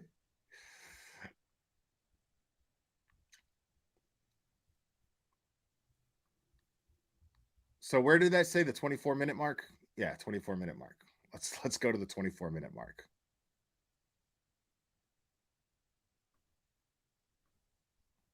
Where everyone agrees it's unanimous. Karen Reed did this. But it's just a great reminder. I love when she said, like, everyone in the state knows you did this. And it's true. Like, everyone outside of your bubble, which is really small, and it's getting smaller by the day. It used to be bigger.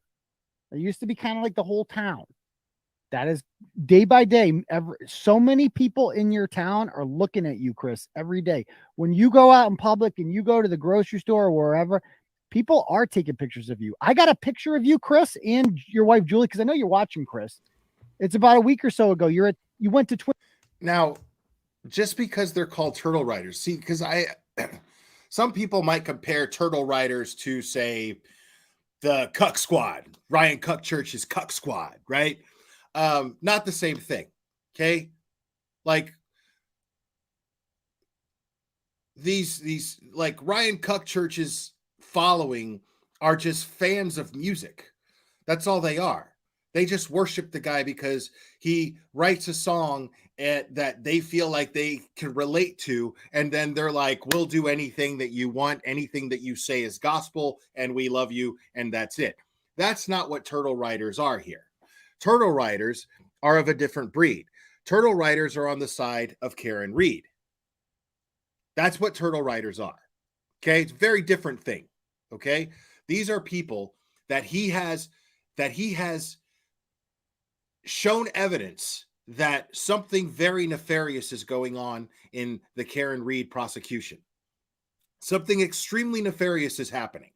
And so what he's doing right now is he is exposing this through evidence, through court documents, through statements, police statements, through cell phone data. He's exposing all of this. And what he's doing is doing nothing but convincing logical people who look at things that is irrefutable, things that are irrefutable, and they go, oh shit, okay, in my state, in my area where I live, where I raise my kids, there are cops doing something horrible to an innocent woman, and that does not make me feel safe where I live. And so there are people going about their own way, doing things on their own. Now, granted, based on the information provided to them by TurtleBoy, granted, but they're doing this on their own. These are what turtle riders are. These are people who are simply grateful to him for showing evidence about what's happening in their town where they live. This is a very different monster. These are not disciples of TurtleBoy. These are disciples of the truth. Very different things. Very different things.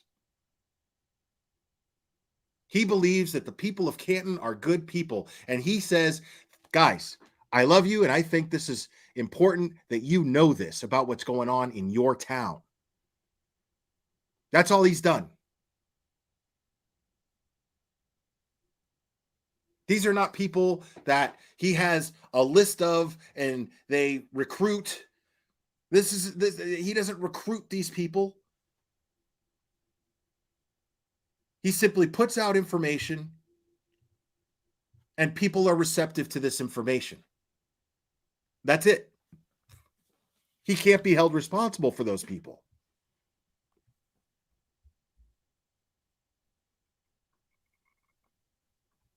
The Twin River Casino, didn't you? I got pictures of you at Twin River Casino. I got pictures of Jen McCabe in Aruba. You can't leave the fucking country with like turtle riders. We're going to find you. They're going to find you. You can't hide anymore. Your life, your private life is officially over. Over. You leave your house, you're going to have your picture taken everywhere. So you need to get used to your new normal. This is your new normal. Any turtle rider sees you in public, they're going to do this. They're going to take pictures of you. They're going to send it to me. You're famous. Everyone knows what you did. And so this is a great reminder to the Chris Alberts of the world, because I'm sure he's not used to people challenging him like this. And he's freaking out. We need to accelerate it. I'm not telling you what to do, but Deanna did a fantastic job with this. Fantastic job. See, they left that part out. They left out the part where he said, I'm not telling you what to do. They absolutely twisted that. He's saying, I'm not telling you what to do. I'm just saying Deanna did a fantastic job with this footage. Now, I don't know about Court TV. Like, I highlighted that because I want to know what happened on Court TV. I'm very curious about what happened on Court TV. I don't think I have any mods in my chat.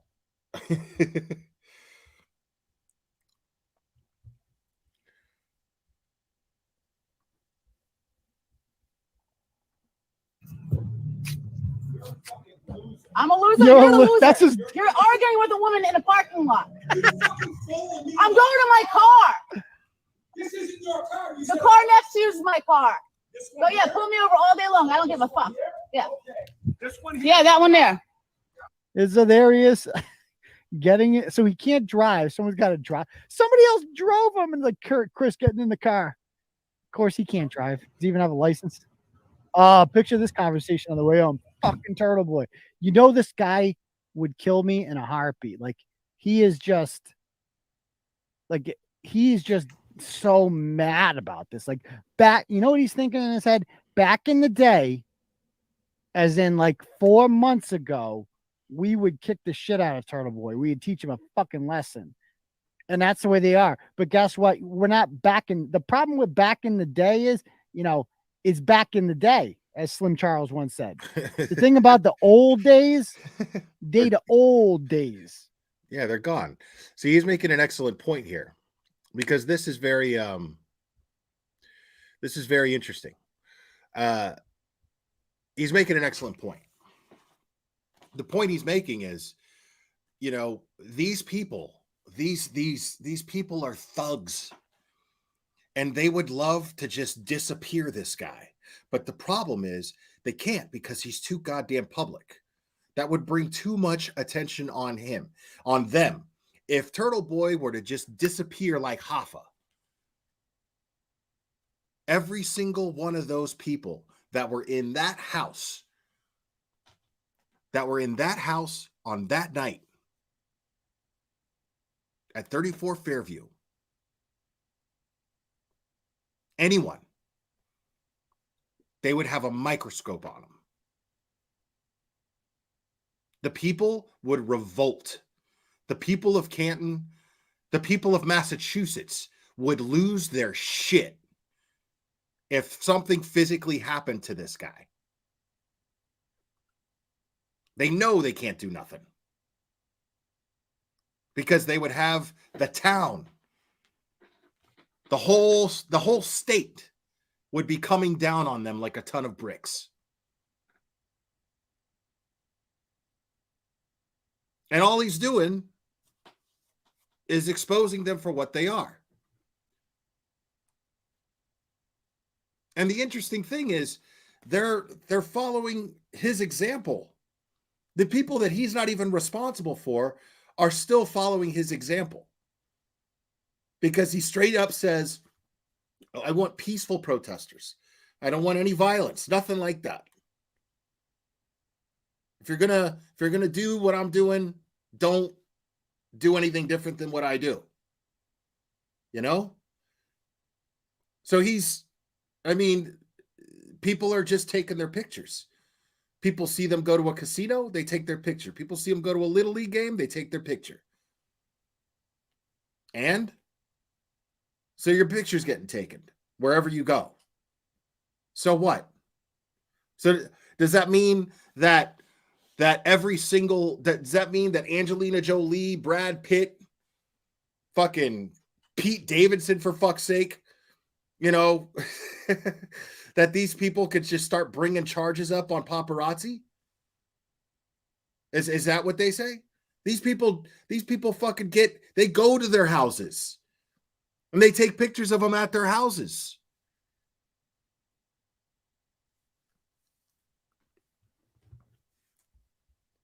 I mean, is that where we're at? That Kim Kardashian can go and just start bringing up charges on the press? What?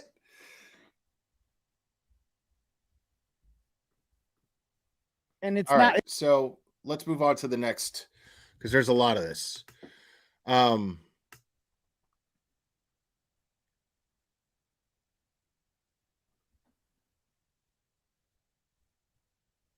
All right, so episode 604, we got to go to that.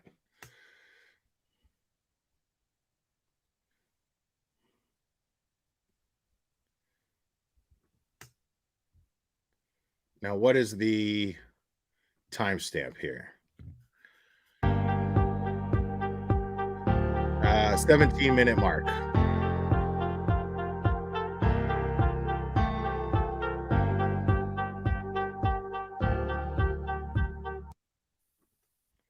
Now, what does it say here? 17-minute mark.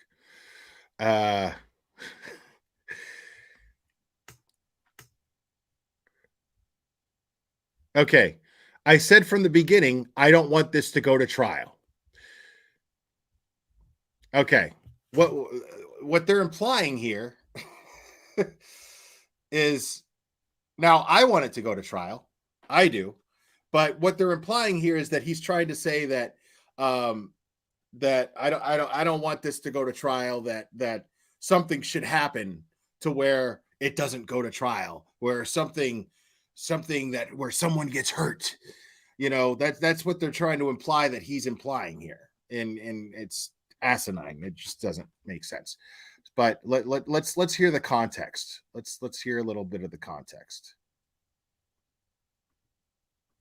And Boston Magazine's calling these people up, and because they liked it when the Boston Globe was doing what they always do, ignoring a real story. Like that, and WCVB was doing what they do best, covering up a real story, because they have personal ties to it through Greg Henning and Katie Thompson, that animal abusing piece of shit. So Katie Thompson Falconer, that is. By the way, she's pregnant again. Can you believe that? She's hiding behind pregnancy again. Oh, and she did a thing on this the other day. It was disgusting. Like, it's like, I don't want to get into that. Anyway, so I just feel like there's something going on here, but maybe I'm wrong. Maybe my senses are wrong. I don't know. Again, this is just an opinion. It's not a fact. It's not based in any. It is based in something. Some things I've seen, obviously, with Colin Albert. And hey, shout out to Twisted Tragedies. Twisted Tragedies was at the courthouse when TurtleBoy got released. And I went ahead and streamed your footage there. I appreciate it. I appreciate you getting that footage, that boots on the ground footage. I appreciate it. And the Brian Higgins rumors and all that. But it's just, I don't know. I just feel like something's happening. However, at the same time, it's like, somebody said this to me the other day about Karen Reed. It's like, this is no way to live. Like, this is not a life. Like, how long can one person deal with this cloud? Like, I've said from the beginning that I do not want this to go to trial. Not that I fear her getting found guilty or anything like that, but just, that's a sham. Like, it should never go. Like, this should be dropped. If there's any justice in the world, these charges should be dropped. There it is. Okay. Now you see how that's being twisted? Right there. Right there. Look at how that's being twisted. I said from the beginning that I don't want this to go to trial. That means street justice, motherfucker. That's not what he was doing. He's saying this whole thing is a fucking sham. This woman, these charges should just be dropped and she should be able to go the fuck home. This should be over. It should have never happened in the first place. She should never have to have walked into a courtroom in the first place. She should never have been put in handcuffs in the first place. That's all he meant by that. I mean, what's hard to understand about that? Like, the more and more I see this, because this is easily disproven. All of this shit is easily disproven. All of this shit in this affidavit is absolutely easily disproven. What I'm getting the impression of simply is they raided his house to get his tech to find out who his sources were and shut up those cops, those good cops that were probably his sources. Because now his sources, all of his sources are compromised. Because as a journalist, as an expose journalist, you're only as good as your sources. And if all his sources are compromised, then they get to shut him up. And that's all this was about, was shutting him up. This is an absolute 150% violation of his First Amendment rights. This was a rape of his First Amendment rights. And the people that actually did this should be charged for it. But at the same time, like, how long can this go on for? Like, and how much stress does this take on a human being? Like, this has to be putting years on Karen Reed, like, mentally. So for her sake, it's like, wouldn't the best thing for her be to just get this over with? Like, let's fucking dance. Let's dance. Oh, remind me to show you the Reddington text tonight too. I've never showed these before. I'm sure I decided I'm going to show them tonight. Fuck it. So I just wrote it down. But like, if you were her, like, don't, like, let's go. Let's fucking do it. Like, I understand not wanting to, and this has been my position from the beginning, because I've thought about being in this position before, and just the roller coaster that must be happening in your stomach in those few hours where you're sitting there waiting for a jury verdict to come back. Like, and you see, like, when Kyle Rittenhouse was exonerated, like, he fucking, like, it was authentic. He broke down crying. Like, it was crazy. Like it's just like so much can change in one word. And, you know, either with not just if the word not is in there, isn't in there, your whole life is over. Like, it's like, imagine that, life in prison, or you go on to become a very wealthy person. And that's what she will be after this, a very wealthy person, and deservedly so. Book deals and got, you know, movie rights, and God knows what she'll get out of this, or life in prison. Now, there's like a 99.999% chance it would be the first one, not life in prison. But would you want that? Like, would you get on a plane if you thought there was a 1% chance that plane would crash? Would you want to get on that plane? You know, wouldn't you rather just like, if like, God is, I mean, I get what he's saying, but there is like at least a 1% chance that plane's going to crash every time you get on a plane. Sorry, folks, but that's just the truth. But in the words of Superman, statistically speaking, it's still the safest place. It's still the safest way to travel, folks. So just fucking drive. But then driving's expensive, and you're stuck in traffic. All right, now let's move on to the next. It says here that on September 13th, 2023, Kearney posted a blog entitled "Canton Cover Up." Free Karen Reed billboard goes up en route outside Gillette Stadium in Foxborough. 2 more to follow. Now, I'm not going to go over the blogs. I'm just going to go over the YouTube stuff. But people, don't hate me for that. Just make no mistake that there are a lot of supporters of TurtleBoy out there who I am sure are going to put together all of this stuff. Plenty of people are going to do this. Plenty of people are going to do what I'm doing right now. So there are people that are going to go over all of the blogs, every single little stitch of everything that's in this thing. But I'm just going to focus on the YouTube stuff, at least for tonight.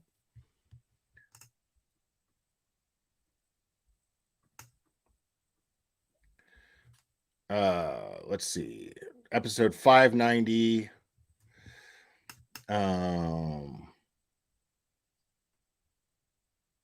What is the this one doesn't have a timestamp.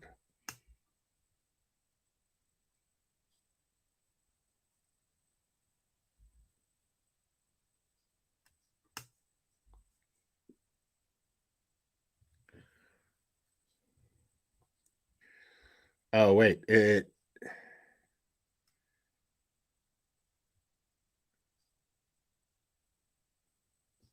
all right, let's see.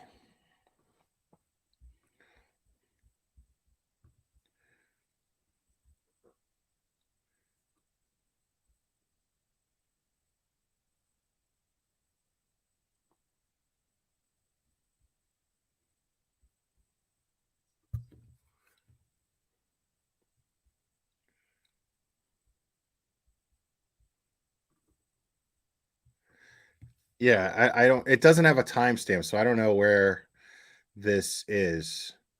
Really need to go over. And one of the things that I've came into the bar and were positioned on the opposite end. Like in this episode, apparently, allegedly, he left a voicemail for Detective Proctor.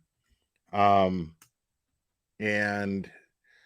I'm just not sure where that is. of the high top table across the group was occupying. Nicole recalled John coming over once and asking if they wanted anything from the bar. Nicole at 6:07, so she okay. All right, back Billy.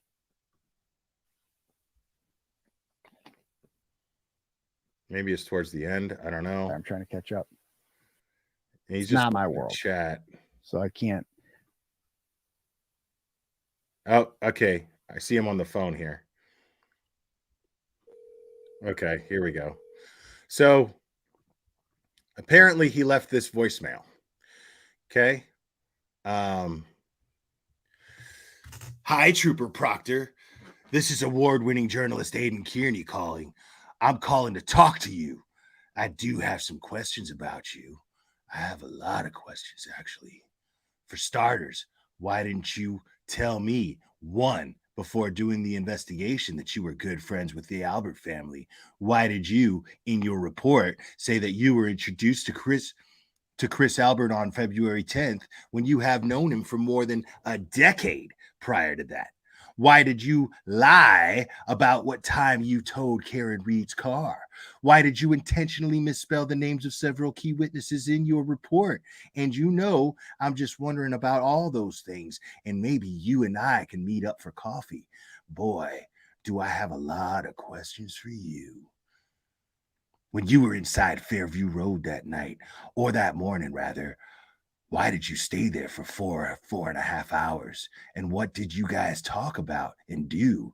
And why were you descending stairs with John O'Keefe's phone in your pocket? So give me a call back, man. We feel like you and I have a lot of catching up to do. I talk about you a lot. I feel like I know you pretty well at this point. I know which year you graduated from the academy.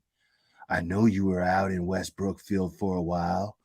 I know some people that you know, so give me a call back when you get this. Now that I have your number, and everybody watching also has your number, which again is 781-364-1165. So I'd like to know, she called you again. You called her at 12:49. We're going to get that. So we're going to get to that. So now I have your number. I'm going to plug you in, and we'll talk soon. Bye. Scary, bro. Intimidating as fuck.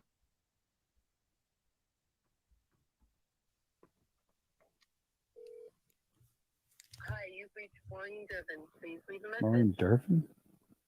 At the tone, please record your message. Maureen When you finish Durbin? recording, you may hang up Who's or Maureen press Durbin? 1 for more options. Hi, Maureen. My name is Eden Carney. I'm an award-winning journalist at a publication called TurtleBoy Daily News. The reason we're calling you is that we noticed that you called. Yeah, I know I gave the number out, but that's because he gives the number out here. I mean, it's already out there. This shit's been up there forever. I'm not doing nothing that wasn't already done. Called Jennifer McCabe on the afternoon of July 22nd, 2022, the day that John O'Keefe was found dead and murdered on the front lawn of 34 Fairview Road in Canton, Massachusetts. I'm not sure if you're familiar with him, but I did notice that you and Jennifer spoke for. This is a different voicemail, so I don't know where the other. I have to look and see where else he's holding the phone up. See what he's talking about. Here we go. Point, Jennifer McCabe is still inside 34 Fairview Road, still inside. So he's just got a list of numbers here, and he's calling. Then she gets a call at 10:55 from someone who she speaks to for 1 minute and 18 seconds. This isn't it. And it's incoming. She's still in the house. So I guess you know what we need to do. Let's give this person a call. Find out who the hell this is. They're not in her phone. Your guess is as good as mine. Okay, so this isn't it, y'all are saying?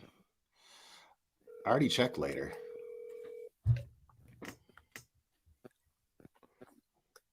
I mean, he's just calling a bunch of different numbers. Oh, see? It's Proctor. It's Proctor. It's fucking Proctor. Okay, see, this is Proctor. At the tone, please record your message. When you finish recording, you may hang up or press 1 for more options. Hi, Trooper Proctor. This is award-winning journalist Aiden Carney calling. I'm calling to talk to you. I do have some questions about you. I have a lot of questions, actually. For starters, why didn't you tell anyone before doing the investigation that you were good friends with the Albert family? Why did you, in your report, say that you were introduced to Chris Albert on February 10th when you had known him for more than a decade prior to that? Why did you lie about what time you towed Karen Reed's car? Why did you intentionally misspell the names of several key witnesses in your report? And I'm just wondering about all of those things. And maybe you and I can meet up for coffee, because boy, do I have a lot of questions for you. What when you were inside Fairview Road that night, Sounds so that threatening. morning rather, why did you stay there for 4.5 hours? I mean, sounds so threatening. Sounds so intimidating. I mean, if I was a lead detective on a murder case, I'd be fucking quaking in my boots right now, and I would definitely bring charges on this guy because I don't feel safe. And what'd you guys talk about and do? And why were you descending stairs with John O'Keefe's phone in your pocket? So give me a call back, man. I feel like you and I have a lot of catching up to do. I talk about you a lot. I feel like I know you pretty well at this point. I know which year you graduated from the academy. I know you were out in West Brookfield for a while. I know some people that you know. So give me a call back when you get this. Now that I have your number, and everybody watching also has your phone number, which again is 781-364-0165. So I'd like to know. Oh, she called you again. You called her. Now, although this is something that I normally would never, ever, ever do, okay? I want to be clear about that. Would I have done what he just did right here? No. No. Okay. And some of you are thinking, well, you just did. Well, it was already done. Okay. Like, I don't have nearly the following that he has. I didn't cause any damage. Most of the people here are people who already follow him and have already seen this. So, okay. But the fact of the matter is, it's yes, it's all public. And as much as I hate doxing, okay, as much as I can't stand it, it is not illegal. And the subject tonight is whether or not they actually have a case against Aiden Kearney. That's the question. The question is whether or not they have a case against him. Okay? So, yeah, it's not illegal. It's not illegal. At 12:49. And we're going to get to that. So now that I have your number, I'm going to plug you in and we'll talk soon. Bye. Now, this is fascinating, folks. This is fascinating. Okay. So that is Michael Proctor's phone number. Oh, I hope he tries to get an order on me. I goddamn hope he does. So now that you all have Michael Proctor's phone number, you can call him too if you want. If you want. I mean, I'm not, if you have a question, he's a public official. Right. Now, again, not illegal. And he's not saying anything. So one could argue, okay, well, we know what he's really doing here, blah, blah, blah. But he's stating a fact here. He is a public official, and the public has questions. The public has questions for this man. So what he's saying is, if you want, you could give this guy a call. If you want to call this guy and ask him questions, absolutely. He's not saying, hey, call this guy and harass him. He's not saying, hey, call this guy and threaten him. He's not saying, hey, call this guy and tell him you know where his kids live. He's not saying anything like that. He's saying, if you have questions, he is a public official. And if you have questions, give him a call. That's all he's saying to do. He's not going, blow up his phone. He's not doing that at all. The public demands answers. That is the entire point of everything that he's doing. The public simply demands answers. Because he asked some very valid questions in that voicemail. Very valid questions. Questions that merit that demand answers by the public.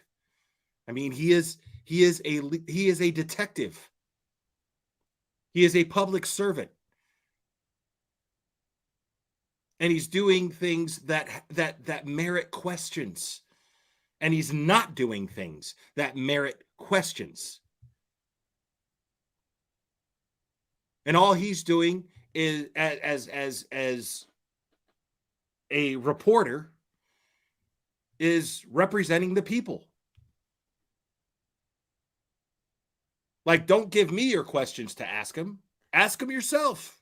If you've got questions, ask him yourself. That's all he's saying. That's not illegal. That's not a crime. And so I think it's interesting here. And by the way, I'm told that the 339 number is Sergeant Lank at 859. The other guy from Canton PD who likes to bail out Albert family members when they're in a bind and was inside the house that morning probably knew something that's going on too. So this was, and by the way, Lank, I believe, was the one that discovered Sandra Birchmore's body and immediately determined that that was a suicide.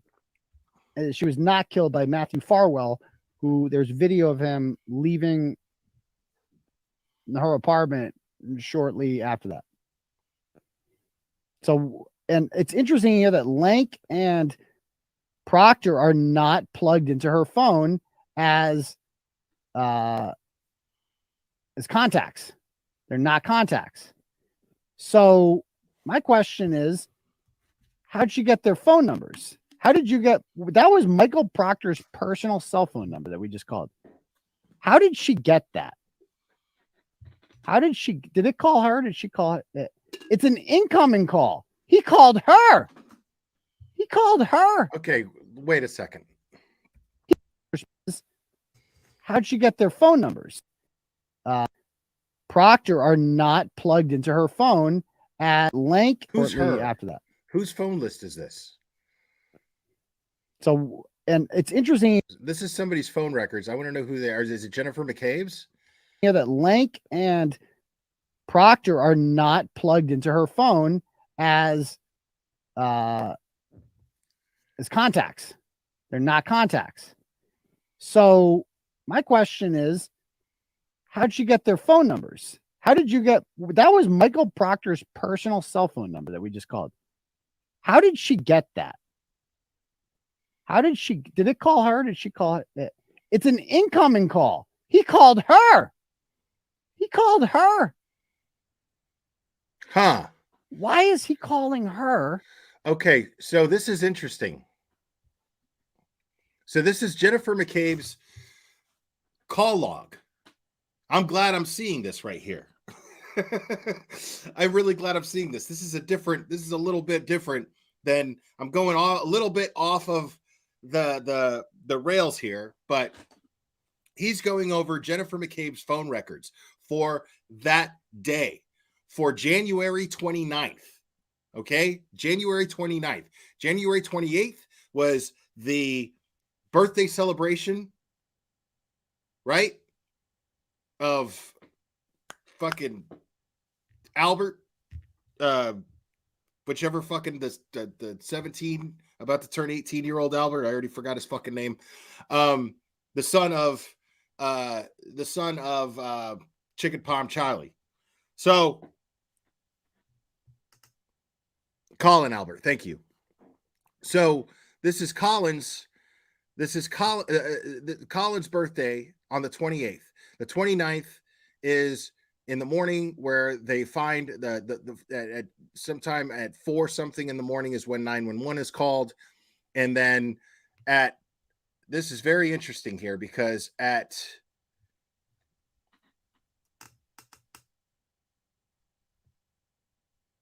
right here, 10:55 a.m., Proctor calls Jennifer. At 10:55 a.m., Proctor calls Jennifer.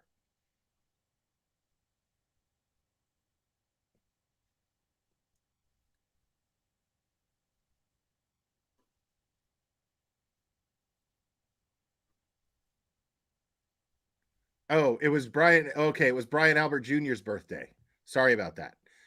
Why did I think it was Collins? Sorry about that. So 911 was called at 6 a.m. Okay. Now, but Colin, okay, so Colin went to the party, but it wasn't his birthday. Okay, got it. It was Brian Albert Jr.'s birthday. Sorry about that. I'm still pretty fresh to this case, guys. So I do apologize if I get things wrong, but that's why I love having you guys in my chat, because I can be corrected.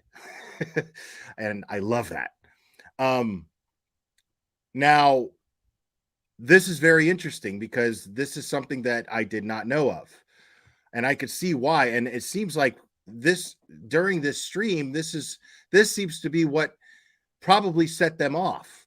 So he left this voice message, which is very innocent. It's exactly what a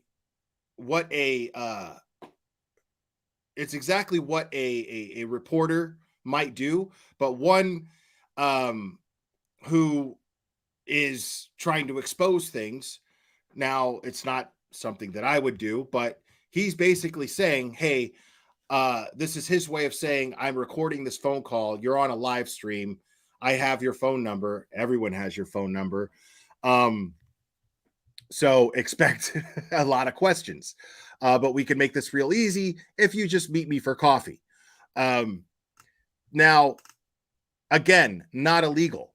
But as he's doing this, TurtleBoy discovers that an incoming call from Michael Proctor goes to Jennifer McCabe's phone at 10:55 a.m. and 3 seconds. 10:55 a.m. and 3 seconds. This is very, very, very important. Why is this person calling Jennifer McCabe? Now, it's very possible that someone else called Michael Proctor and then they said, hey, call Jennifer. You need to talk to Jennifer. Tell Jennifer what she needs to do. But then he's not on duty at the time. And somehow he ends up being the lead detective on this case. Fascinating. Somehow he ends up being the lead detective on this case.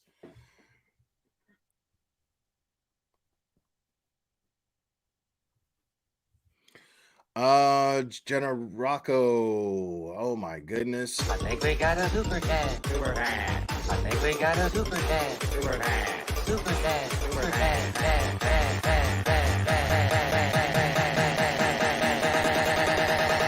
I think we got a super chat. I think we got a. Thank you, Jenna Rocco. Am I in the Justice for TurtleBoy Facebook page? No, I didn't know there was a Justice for TurtleBoy Facebook page.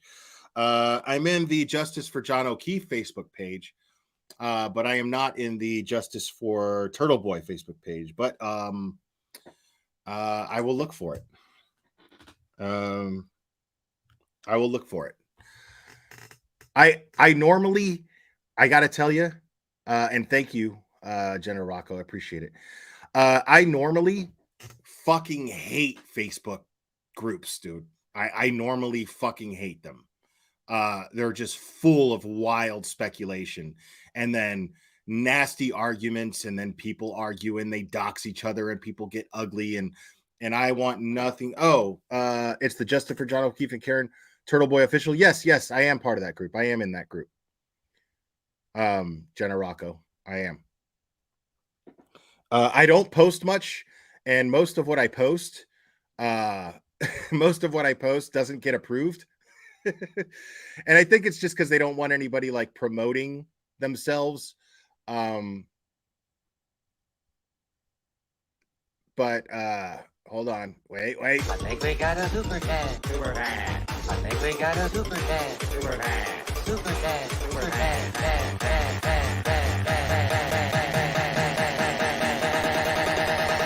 I think we got a super chat. Thank you, Brian Fitzgerald. Let's do it again. Yes, we just did. Thank you so much, buddy. You're saying I could learn a lot from the group. I know I could, but the thing is let me tell you something. I am massively, horribly ADHD. One of the reasons why you see me get things wrong here is because I am dyslexic. I am ADHD. I am all over the place. I have a massive learning disability. I always have since I was a kid. And so I have to process information a certain way. And so I discipline myself to only getting information from the from the documents. This way I know that I'm not no, I'm not a perfectionist at all. I'm definitely not a perfectionist, Tracy. This way I know that I'm getting the information from a reputable source. My name on Facebook is Will Henry, Jenna Rocco. So no, and I can't read 70 pages. I just have it there for reference. Okay. I just have it there for reference. So yeah. So if I read something and then I'm like, and then people are saying, no, that's not what happened. I can go back to Sleuthy Goosey's little spreadsheet here and I can go, oh, wait, well, let me look that up because she put it out nice and neat. So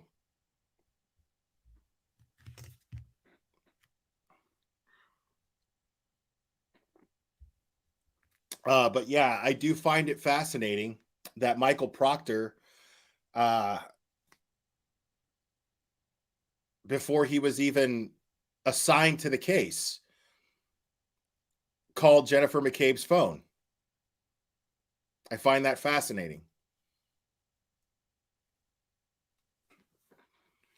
Oh, I'm horribly dyslexic. You have no idea. I am horribly dyslexic. I'm worse with numbers. Like sometimes words and letters get mixed up, but numbers, forget it. I can't do math. I can't do math. Even like the simplest math, I can barely do. It's terrible. So Proctor got the case at 8 a.m. Okay. All right. So then so he did already have the case, according to Brian Fitzgerald here.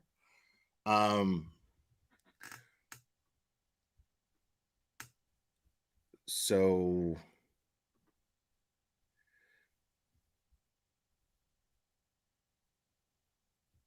let me see here real quick.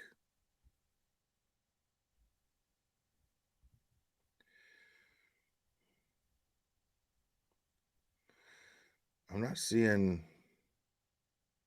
Proctor on this list. Hold on.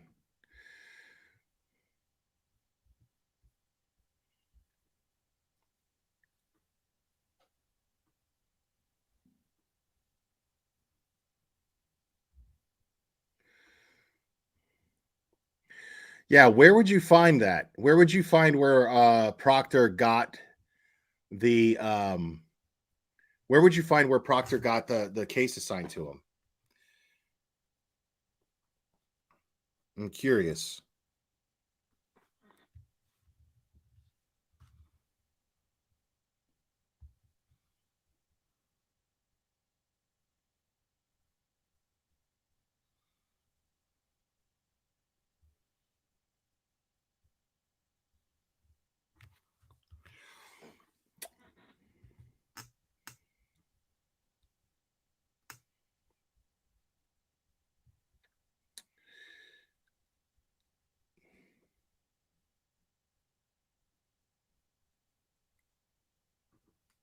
That's interesting too.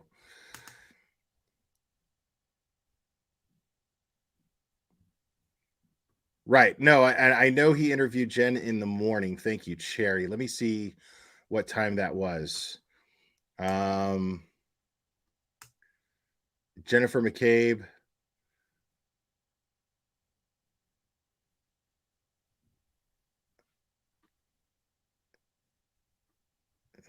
at 11:30 a.m. Okay, so he, according to this document, Trooper Michael Proctor's April 6, 2022 report memorializing his interview with Jennifer McCabe on January 29th, 2022 at 11:30 a.m. conducted at her residence. Okay.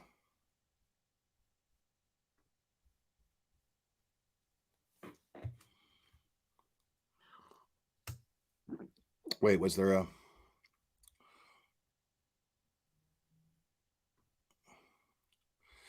Is it possible TurtleBoy is right but going about it wrong? It's absolutely possible.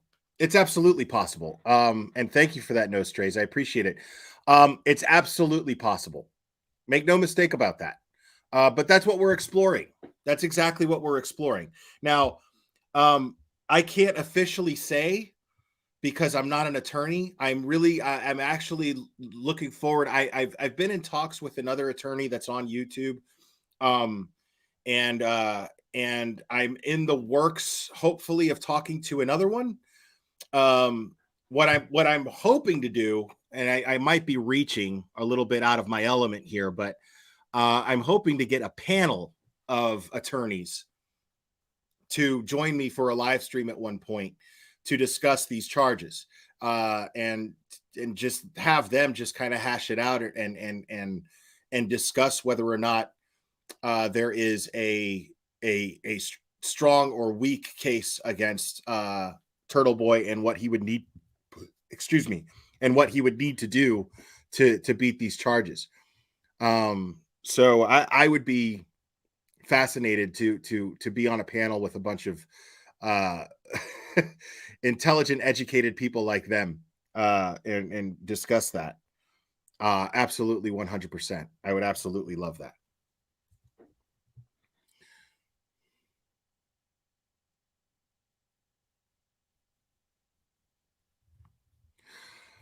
Twisted Tragedies? No. As much as I like your channel and I appreciate everything that you're doing. But yeah, I not being a lawyer, but wanting to be one is not going to be good enough for what I want to know. I need I need confirmation from people who are actually pass the bar and know the law and can actually explain these things. That's what I'm looking for. Yes, Bob Moda. Yes, Mike Brooks is someone who I have spoken to. We may or may not be doing something.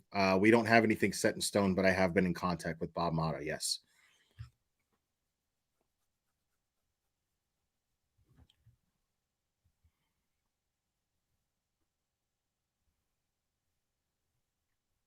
Well, the problem with that, Cherry, is that I'm not Bullhorn Betty.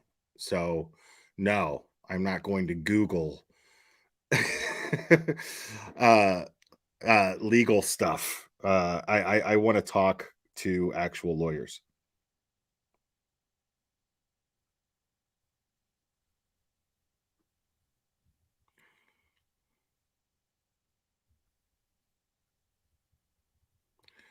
Oh, that means a lot. Back after this. Back after this. That means a lot. Thank you. Yeah, no, I gotta say, man, that I have a long history of taking on situations on YouTube, especially in the true crime world, where there's certain things that grab me and I get very passionate about them. And once I get caught up, once I get caught in something, once something's got its clutches on me, then I'm on board and I'm fighting to the burger, man. So at this point, I doubt Alan Jackson would do a show, but man, if I could get Alan Jackson on here, man, I would be fucking ecstatic. I'd love to pick his brain, talk to him. But yeah, I'd love to talk to him and pick his brain, but yeah, anybody who's followed my channel for a long time, when a case like this comes along and there seems to be some real injustice taking place, I get very passionate about it, and so I am absolutely on board. I am totally in support of TurtleBoy at this point. With the fact that he is facing criminal charges, and so far I'm not seeing any reason why he should. So what I'm going to end up doing is I'm going to wrap this up, but we're not done yet, and let me mark where I'm at. I'm only on page 4 out of 70 out of 70 pages, folks. So we're going to be doing this for a while. Just saying, not tonight. But I am going to continue going over this stuff, and every single YouTube reference that they make in here, I'm going to compare what it says on that compared to what TurtleBoy is actually saying. Yes, I've me and Ricada Law have we have a parallel. I was in his chat the other day. He knows who I am because we both talked about another case, and we were both very passionate about this case. And then he kind of threw out there that we should liaise and get together and talk. So I would absolutely love to have Ricada Law on this channel and talk to him.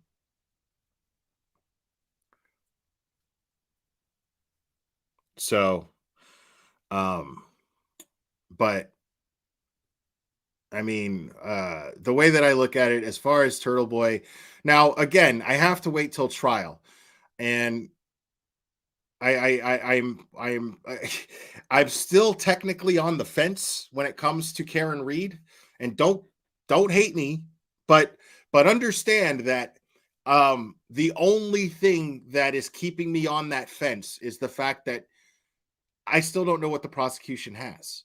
I know what the defense has, but I have no idea what the prosecution has. And so the prosecution, I mean, the trial not happening just yet is the only thing. Basically, I'm hanging off of the fence. Like my pant leg is stuck on one of the links sticking out of the fence. Okay.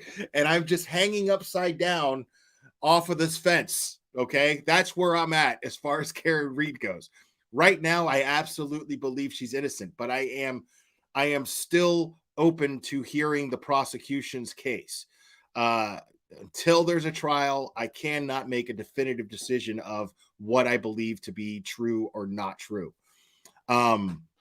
So it is an image, Raven 1303. Now, I hope you understood my analogy. I hope that analogy was as clear as day. But that's exactly where I'm at on the Karen Reed thing. Now, as far as the TurtleBoy thing, I haven't seen him do anything. I think so far what I'm seeing the prosecution in TurtleBoy's case doing is throwing mud and seeing where it sticks. That's all this seems to be. So I'm absolutely in support of TurtleBoy at the moment, and I'm grateful to all of you guys because my audience is growing, and I love to have a new. I love to have fresh eyes on my channel and have new people in my chat to interact with, and you guys have been fucking amazing. So I haven't seen anybody being disrespectful. I haven't seen anybody being shitty. You guys have just been so fucking cool since you've joined my community, and I'm super grateful for it. So, and that all right there tells me that I feel like I am on the right side of things. So that makes me feel very, very warm and fuzzy inside. So I really appreciate you guys. Seriously. And I'm really grateful to TurtleBoy as well for being up here and speaking with me that time that he did. And I'm just sorry that he's going through everything that he's going through right now. So as somebody who supports him, I'm going to do everything that I can to continue being expressive of what he's trying to express, regardless of his trials and tribulations at the moment. Oh, shut up, Cherry. No. Oh, shit. Look who's here. What's up, buddy? Yeah, man. It's good. Yeah. I'm glad I get to tell you directly. Thank you for everything, man, and everything that you're doing. You're paying the ultimate price. And so I'm on board, man. Anything you need, you just let me know, and I'll help in any way that I can. My platform is at your disposal. So I'm very grateful to you. Let's see. I'm just waiting to jump on a stream with Chrissy. I think she's running late, but been watching. Oh, okay, cool, man. Thank you. So yeah. Here, let me do this real quick. Do me a favor and no, it's wrong. Here we go. Here, I like to give creators free reign in my chat. So you have a wrench. If you could drop a link to that stream, please drop it in the chat so that I have it and so that everybody here in the chat knows where to go. I'd really appreciate it, and I'm sure they would really appreciate it.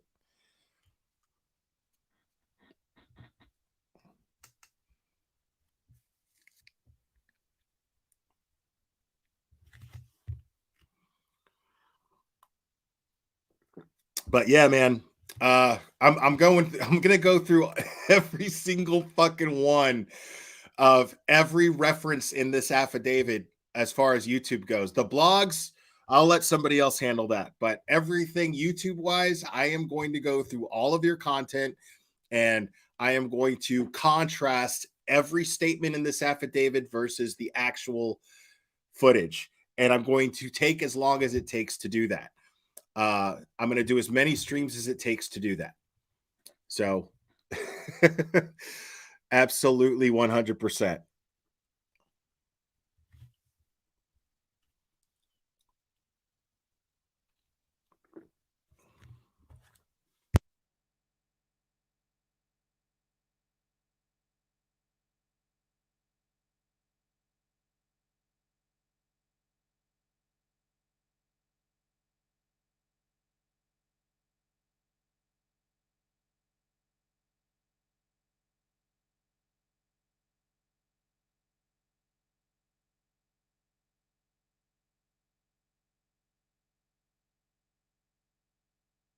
Yeah, I don't know who Chrissy is either, and I want to be able to watch that. Brian Fitzgerald, that's going to be the plan because there's a lot to go over. So I'm going to probably have to do this every night. So yeah, absolutely. So Gregor Smith, what's the name of her channel? Somebody tell me what Chrissy's channel is at least. Chrissy Mayer. Let me see.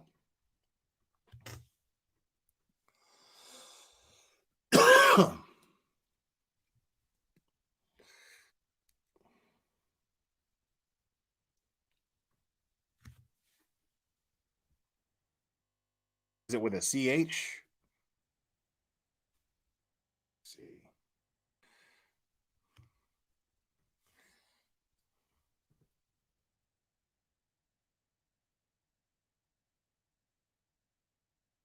There we go. I found it. Boom. Let's see. Live. She's got it. Okay, here we go. I got it.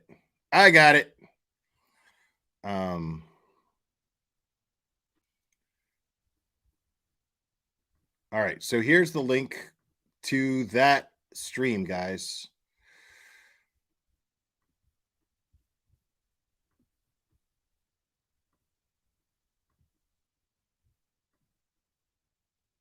So I guess TurtleBoy is going to be on that.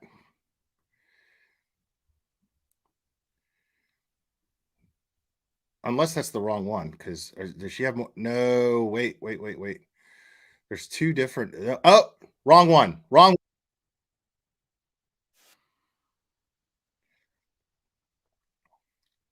She has a bunch of upcoming ones. This is the right one. This is the right one.